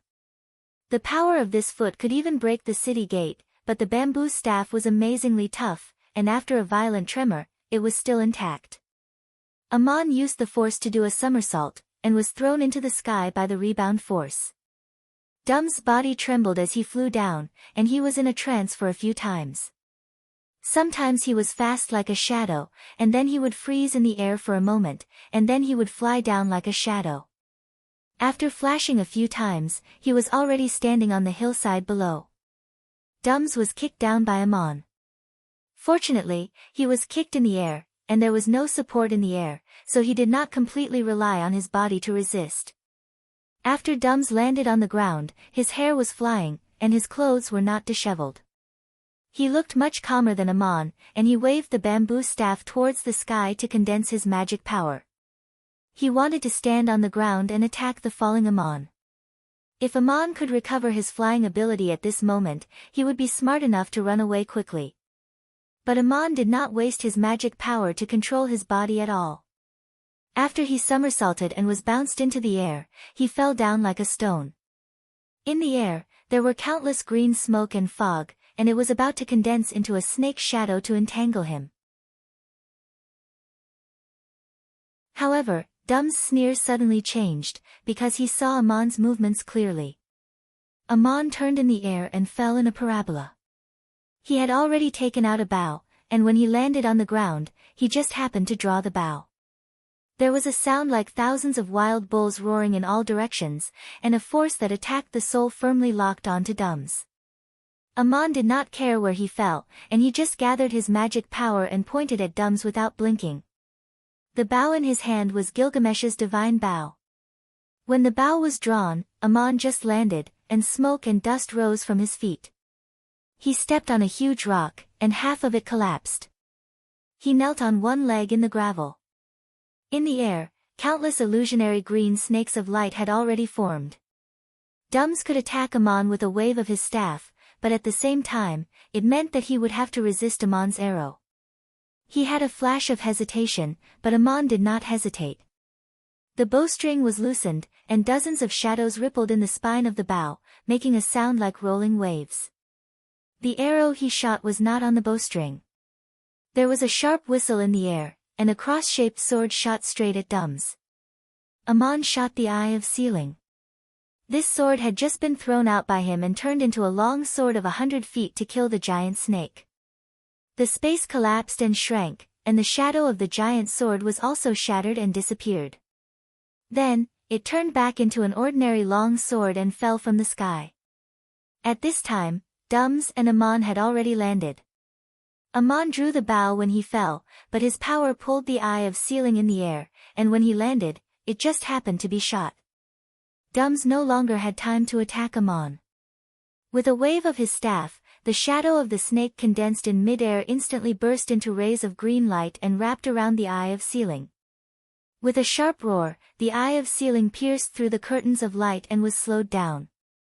Dums took the opportunity to fall to the ground and roll, his figure turning into a golden snake glowing with green light and escaping. The golden snake sprang up along the treetops, turned into a ray of green light and flew away in the air. He actually escaped. As a divine emissary of the Anunnaki divine clan, Dums had long achieved the 9th level. His magic power was not weak, his means were not superb, and the snake staff in his hand was also extremely magical. But he made a terrible mistake today, and that was that he did not understand his opponent Amon at all. He had stayed in the underworld for too long and did not fully understand the changes that had taken place outside. Even if he knew a little, he would probably not bother to study a mortal like Amon. In his mind, Amon was nothing more than a lowly Duk miner. Although he had achieved a high level, it had only been a few years. How could he compare to a high and mighty god like him? He thought that as soon as he appeared, he would be able to subdue Amon, and without the protection of Murin, this brat could only obediently submit. Unexpectedly, Amon was not afraid at all. Not only that, but he was also terrifyingly calm. Amon looked at Dums as if he was looking at a street performer playing with a snake, but when he really made a move, he was not careless at all, and he did not care what tricks Dums used, nor did he care what habits the gods had when they fought. He fought completely according to his own way. Although he was not afraid of Dums, when he attacked, it was as if he was on the battlefield facing a life and death situation, and he even used a flying kick. There was one thing that Dums could never have imagined. Although Amon was only a young man in his early 20s, he had the same state of mind as the cat goddess Batet. Dums' feeling was anger at first, then shock, then hatred, and then fear. At such a close distance, the Eye of Sealing that Amon shot with Gilgamesh's divine bow was too frightening. If he was hit by this arrow, even if he did not die, he would be seriously injured. Even if his attack could also seriously injure Amon at the same time, what was the point? How could Amon's life be more important than his own safety? He could not stand this kind of fighting, and it was not worth risking his life to fight with this brat. It was better to run away quickly. Anyway, there would be other ways to deal with Amon later. As soon as the golden snake turned into a green light and flew away, the Eye of Sealing pierced through a curtain of light and inserted itself into the place where Dums had just stood, and then it was pulled out by a hand. Seeing that Dums was running away, Amon stomped his feet and flew over, pulling out his sword and also flying into the sky, shouting, "Dums, stop! I haven't finished talking. Who caused Peloponnes to suffer in the underworld? Tell me clearly." How could Dums listen to him? He continued to fly in the air, and Aman chased after him with the eye of sealing in his hand. After chasing for an unknown amount of time, the mountains gradually lowered, and they were almost at the edge of the Saya Plateau. Another huge mountain range appeared in the distance, the last barrier through the Saya Plateau to the plains of Duk. The mountains were high and rugged, and lush jungles grew halfway up the mountains, and the mountains were full of large and small cracks and caves. Dums turned into a green light and suddenly accelerated towards the mountainside. He was probably forced by Aman and wanted to hide in this huge mountain range. If Aman was not careful and did not lock onto his position, it would be almost impossible to find him in such a mountain. Aman flew down from the sky and pounced towards the mountainside, but he suddenly stopped in his tracks. He should have sped up to keep a close eye on Dumuzid, but he stopped and watched as Dumuzid disappeared from his detection range. He had chased him for so long, but he stopped just like that. It was surprising. Aman frowned and seemed to be thinking, then suddenly turned around and swung his sword again, as if cutting a passage in space. His figure disappeared from where he was, and in a blur of light and shadow, he appeared hundreds of feet away in an instant. At the place where he disappeared, a scroll fell down. It spun and unfolded, and an invisible force surged out. Aman gave up the chase, suddenly left his foothold, and unfolded a high-level scroll. This series of actions was simply inexplicable, and he did not find any danger. The most precious scroll Aman once had was, of course, Tiamat's Wrath. Of the 3 scrolls left behind by Nero alone, the other 2 were Spatial Turbulence and Information Annihilation. Relying on those 2 scrolls and Osiris' Rib, Aman was able to escape from Kela's underworld. It was difficult to find a master scroll maker like Nero in the world, and although Aman later had many more scrolls, he could no longer find anything comparable to Spatial Turbulence or Information Annihilation. What he unfolded at the moment was a high-level message magic scroll called Eye of Destruction, which could instantly destroy the camouflage of all kinds of message magic, and at the same time cause the space to become chaotic, making it difficult for anyone to detect. This was a very precious scroll, and although its effect could not be compared to Information Annihilation, it was already the best message magic scroll Aman currently had. Since the battle with the Uruk Legion, Aman had never used a scroll again, and even gave most of the scrolls in his hand to his disciples, leaving only a few for himself. On the one hand, it was because he had never encountered a situation of life and death again, and on the other hand, after mastering the 8th level of the Power of Origin, scrolls had become less and less useful to him. The advantage of scrolls was that they could perform various magic without consuming their own magic, but it took time to unfold the scroll, and the user also needed to control the attack range and direction of the magic. Although this time was extremely short, for the top masters in the world, it was often enough to determine victory or defeat or life and death. For example, in the face of an opponent like Enkidu, there was no time to use the scroll in a fierce battle. Even if the average person could unfold the scroll, with Enkidu's reaction and speed, he could dodge out of the attack range of the scroll in time. After all, it was not an instantaneous magic that the user could control at will. Moreover, powerful attack scrolls also had a drawback, which was that it was difficult to distinguish between friend and foe when used in a chaotic battle, and it was often easy to cause accidental injuries. But today, Aman suddenly used the scroll again, and the range of the attack was the place where he was just standing. He took out such a precious scroll just to take a look. Because he felt that something was wrong, he suddenly realized that there was a possibility that Dums deliberately wanted to lead him to this place during his escape. If the fierce battle just now was a normal exchange, of course, Dums would have lost.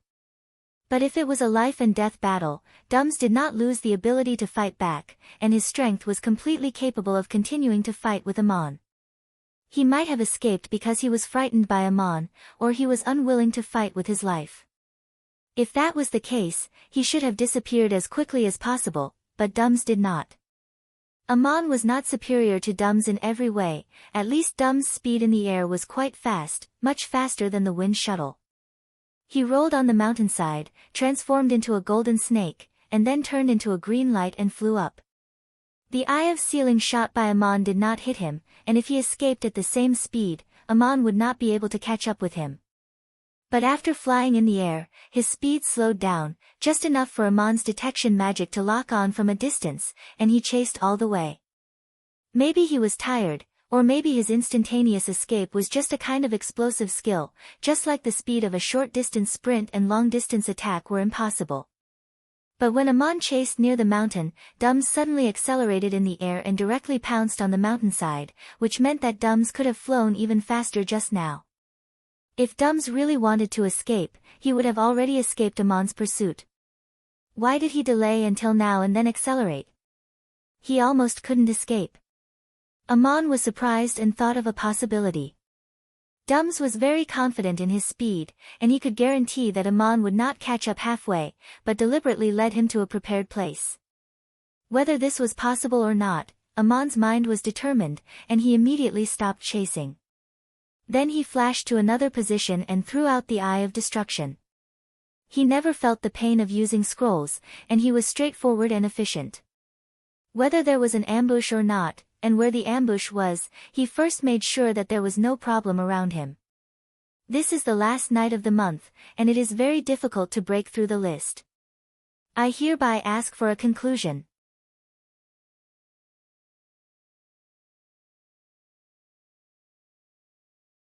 Chapter 206. 189. Gorgeous Turn. The Eye of Destruction was not an offensive divine spell. The scroll disappeared and turned into a transparent wave of air that spread quickly in the air. About 30 paces away from where Amon had just stood, a figure suddenly appeared. This person held a gray-white spike in his hand, and his body was bent like a fully drawn bow, ready to shoot out at any time to launch an attack. Amon was taken aback. He knew this person. It was Bright Moon Knight, who had tried to assassinate him in the charcoal marsh. Bright Moon Knight was the best opponent Amon had ever encountered. Just now, Amon had been closely locking on to the escaping Dums, and his attention was all drawn to the front. He did not expect Bright Moon Knight to have already lurked so close in midair.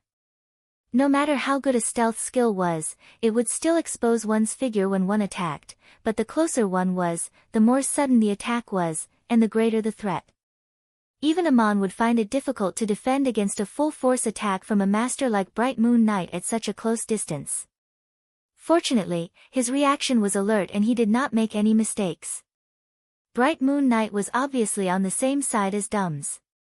Dums failed to subdue Amon, so he lured him to this place. When Amon flew past, Bright Moon Knight could launch a fatal blow. He was already ready and was about to attack, but Amon suddenly stopped and then disappeared. An Eye of Destruction was opened, revealing his figure in midair. Bright Moon Knight was even more surprised than Amon. His first reaction was that the matter had been exposed, and Amon had long been prepared to deal with him. Amon did not give him time to think carefully. As soon as he saw Bright Moon Knight appear, he immediately let out a low shout and flew over from 100 paces away. Before he arrived, a series of crisp sounds came from all the joints in his body, and a violent aura spread out. Bright Moon Knight's appearance here surprised Amon very much, because he knew this assassin's powerful transformation skill. Today wasn't a full moon night, but rather a dim one. Right now, it was daytime and the sun was shining brightly. It was the most disadvantageous time for the moonlit night transformation. And according to John's judgment, Ming Yu would need to rest for at least half a year before he could fully recover to his peak state. For an assassin like him, there was a limit to assassinating top experts, otherwise it would be too terrifying. But even if Bright Moon Knight did not use the Berserk Strength transformation skill, she was still a calm and terrifying assassin. The most important thing in an assassination was to catch the enemy off guard.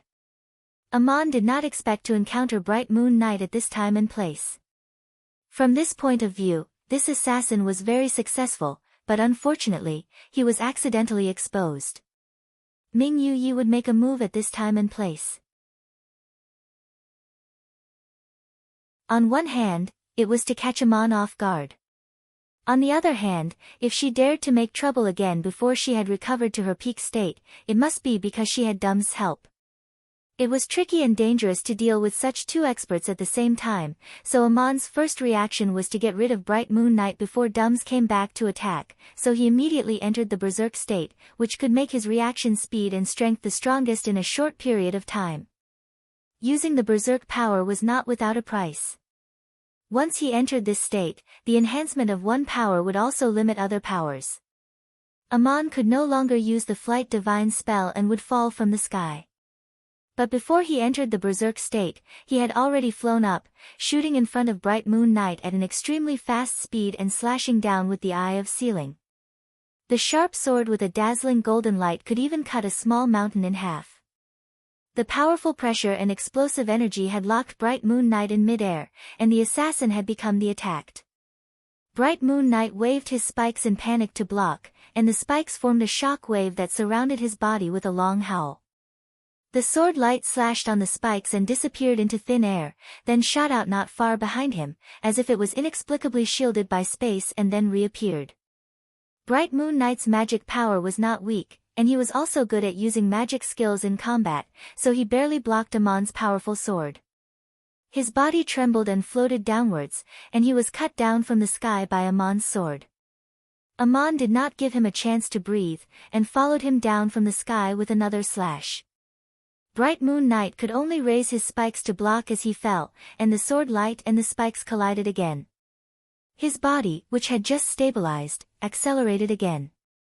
Amon swung his sword down in the air, with an almost crazy power, and each slash was ruthless and accurate. Bright Moon Knight was really a ruthless character, blocking repeatedly as he was chased down from the sky. The two were like two meteors that kept colliding as they flew towards the foot of the mountain. Ming Yi landed with a loud bang, causing a large patch of trees in the forest to fly and creating a deep pit in the ground. Before he could jump out of the pit, Amon had already landed and stood on the edge of the huge pit, swinging his sword again. No matter how fast Bright Moon Knight's movements were, it was too late to get out of the pit at this moment, and as long as there was the slightest flaw in his defense, he would probably be cut in two by Amon's sword. He waved his spikes, but his movements were not very slow. He blocked back and forth with a long howl and shockwaves, protecting his entire body from head to toe. He shouted, "Demused, what are you still dawdling about for?" At this time, a blue light shot out from the mountainside where Dums had just landed, heading straight for the fierce battle between the two. Dums' voice shouted, "Didn't you boast that your stealth skills are unparalleled in the world? How did you get exposed? I haven't lured this brat into the trap yet." Bright Moon Knight roared angrily, "There must be something wrong with you that let him see the flaw." Bright Moon Knight was already in a difficult battle, and there was even a trace of blood at the corner of his mouth. Clearly, he had been injured by Amon's wild slashes. He had not fully recovered his strength, and was fighting with Amon in a very disadvantageous situation, and had already suffered a lot. But at this moment, the tone of his conversation with Dums showed that he did not take Amon seriously. Perhaps in the eyes of these two people, after forming a pincer attack, they would definitely be able to win. Amon did not speak, and just as Dums was about to arrive, he suddenly turned his hand and slashed at himself. The sword light fell close to his back, and he instantly turned around. This turn was too strange, too beautiful, and beyond the imagination of ordinary people. He turned around, but he was still facing the same place, because what appeared now was the two-faced and four-armed Amon, and this turn had turned into another two arms and a face. Holding the Eye of Sealing, Amon still stood at the edge of the large pit and slashed out with sword lights, making it impossible for Bright Moon Knight to escape. The violent power cut the hard rock formation deep underground into dust. The flying gravel also became a sharp weapon, hitting the shock wave of Bright Moon Knight's body with a constant buzzing sound, and the bottom of the large pit had already turned into powder. Turning around, Amon held Gilgamesh's divine bow, pulled back the bowstring, and shot an arrow at the flying blue light. This time it was not a tangible arrow, but a pure energy. The bowstring sounded and it was instantly released, and no matter how fast Dums was, he could not avoid it. With a bang, the blue light exploded not far away, and Dums' figure appeared. He held the bamboo staff in his hand and exclaimed, "How can you do this?" Amon, who was facing the bright moon, was in a state of berserk, his hair flying in the wind and his gaze, while Amon, who had turned around to face Dumuzid, had a calm expression, and there was not even a trace of anger in his voice as he replied lightly, "This is the realm that I have verified." Similarly, there are also differences between the 9 levels, and the me that you are facing can be called Allah. Amon's use of this method was beyond Dum's expectations. This was not a phantom created by using message magic, nor was it a transformation magic to change his appearance. Both Amon had verified realms, had a complete personality identity, and even the magic power they cultivated and the means they were good at were not the same. To use an inappropriate analogy, it was like a person dealing with different people in the world with different identities. This was the realm of cultivation after having the 9th level achievement of endless arising, and it was a breakthrough after having stronger magic power and more profound knowledge. No one taught Amon, and Amon comprehended it on his own after revealing his face to Moses on Mount Sinai.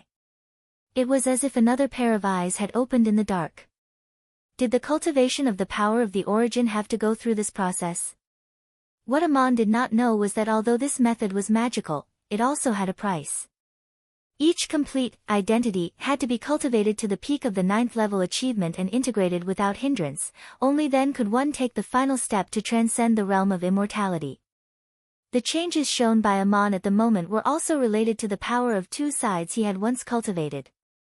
After comprehending the power of the origin, Amon had understood that the true path did not have 2 sides, but after all, he had such an experience in his own cultivation and had insights that others did not have. At this moment, Amon was like a 9th level supreme warrior fighting with a sword against a moonlit night, or a 9th level supreme mage confronting Dums with a divine bow in hand, and the 2 identities could also borrow strength from each other.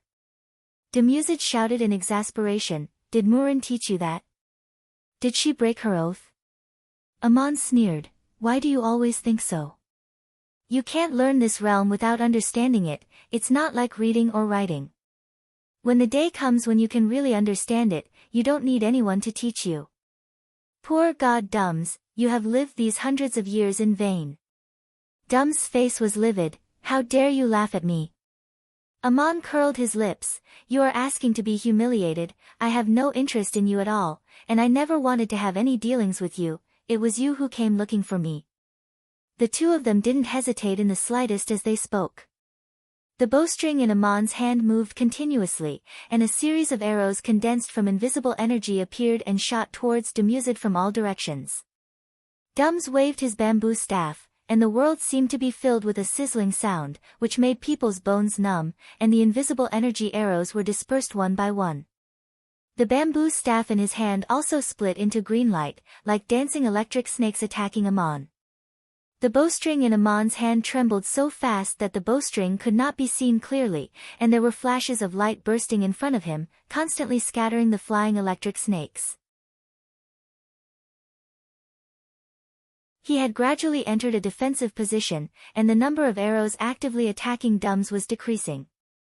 Using doppelgangers to deal with 2 people at the same time, Amon was still not good enough, and it seemed impossible for him to win. If the fight dragged on, he would definitely lose. And when Ming Yi saw that Dums was already fighting with Amon, he roused his spirits and roared, his figure growing out of thin air and transforming into a fierce half-man half-wolf. Under Amon's sword attacks, the large pit had become a terrifying world of rubble, smoke, and sword rays. He could not hold on with his injuries, and in a very unfavorable environment, he also entered a state of rage. Although his injuries might worsen afterwards, at this moment, he wanted to get rid of Amon first. Hearing the roar and a series of thunderous sounds coming from behind Amon, Dums knew that Ming Yi had gone all out. His expression became calm again, and he said with a sneer, "Amon, you really have some skills, you even dare to chase me, but you alone are no match for both of us. Hurry up and surrender, you can still live if you fall into my hands, but if you let Ming Yi deal with you, he will definitely kill you." Amon suddenly laughed, and said unhurriedly to Dums, "You escaped quite quickly just now, but have you forgotten that I can also escape? I admire your speed, if I escape, you will definitely be able to catch up, but do you dare to chase me alone?" The reason why I haven't escaped yet is because I want to ask clearly. You said that Peloponnes is suffering in the underworld. What is going on? Amon's words made Dums choke, and he forgot to answer for a moment. Yes, Amon could also escape. If he could not win, he could just turn around and fly away. Ming Yuyi was already injured, and could not fly in a state of rage. Once he ended his state of rage, he would become very weak, and his injuries would become more serious, so it was impossible for him to catch up with Amon. Dum's speed was very fast, but would he dare to chase after Amon alone? If Amon could not beat them, he could escape. The reason why he had not escaped until now was because he wanted to ask clearly. Demused was taken aback and was about to say something when the scene changed again. There were originally countless scattered winds and twisted shadows in the air, but at this moment, they were suddenly drawn by a force, condensing into long, solid ivy vines, densely entangling towards Dums. Someone had arrived, and suddenly attacked Dums. Dums let out a strange cry, and could not care about attacking Amon. Countless rays of green light exploded from his bamboo staff, shattering the ivy vines in the air. He stomped his feet and was about to fly away when a huge hammer with a long handle suddenly appeared in the air, smashing down with traces of electricity. The bamboo staff in Dum's hand transformed into a huge long staff, blocking the huge hammer head-on with a deafening roar. The illusion of the long staff was shattered, and he used the force to fly back in another direction. At the same time, he waved a green blade to cut away the ivy vines blocking his way. This boy's reaction was really fast when he escaped. But someone had long been prepared for this. When he rushed out of the ivy vines, a large green net suddenly unfolded in front of him. This net was also woven from vines, and there were fresh leaves on it. The edges of the leaves were sharp like short knives. Dums hit the net and cursed inwardly. He wanted to turn into a golden snake and escape, but it was too late. The net seemed to have a mind of its own. It immediately shrank and wrapped him in it, and he fell heavily to the ground. 3 people came out of the forest, and in the middle was Murin's elf maid, Shubra. On the left was a strong man in leather armor with bare arms, holding a long-handled hammer. He was the divine emissary guided by Murin, named Taku. On the right was a middle-aged man with a beard, wearing a white robe, named Shera. Like Taku, he was also the divine emissary guided by Murin. Murin had been a god who transcended eternal life for many years. She had her own divine palace of Murin, and there were many shrines in various places on the continent, as well as several independent small divine realms. After so many years, it was impossible for her not to guide others. Shera and Taku were her most capable divine emissaries. 2 days ago, Amon had met these two in the divine palace of Murin. Taku was once a supreme warrior, and now he had achieved the 8th level of the power of origin. And Shera was once a supreme mage in the kingdom of Babylon. Fortunately, he was taken into the Anunnaki divine clan by Murin, and now he also had achieved the 8th level of the power of origin. As soon as Amon saw these 3 people, he realized one thing. Dums had targeted him outside the divine palace of Murin, and Murin was probably aware of it and sent these 3 divine emissaries to meet him. As a result, they arrived at this time and captured Dums, who was the most difficult to catch. Amon put away his bow and asked, "Why are you here?" Shera lifted the vine net that had shrunk into a ball on the ground and shook it, and Dum's figure was revealed again, but his body was wrapped in yellow-green ropes. These ropes must have been transformed from the vine net, and could lock down Dum's transformation and power. Dum's face was extremely ugly. Shubra replied, "The goddess found that Dums had appeared near the rose garden and was afraid that something might have happened, so she asked the 3 of us to rush over to see how you were doing. I didn't expect him to collude with Bright Moon Knight to set a trap to try to deal with you. But your means are superb, and you don't need our help. It's just that this Dums is very slippery, and we took the opportunity to take him down. Since he wants to kill you, I'll leave him to you." Taku said with a giant hammer in his hand. Dums is good at transformation, and his flying speed is extremely fast. Once he escapes, it will be difficult to catch up. The last time the goddess wanted to take him down and send him to the underworld, she also sent the three of us to ambush him on his path and gave us this entangling vine net. Otherwise, we really wouldn't have been able to catch him.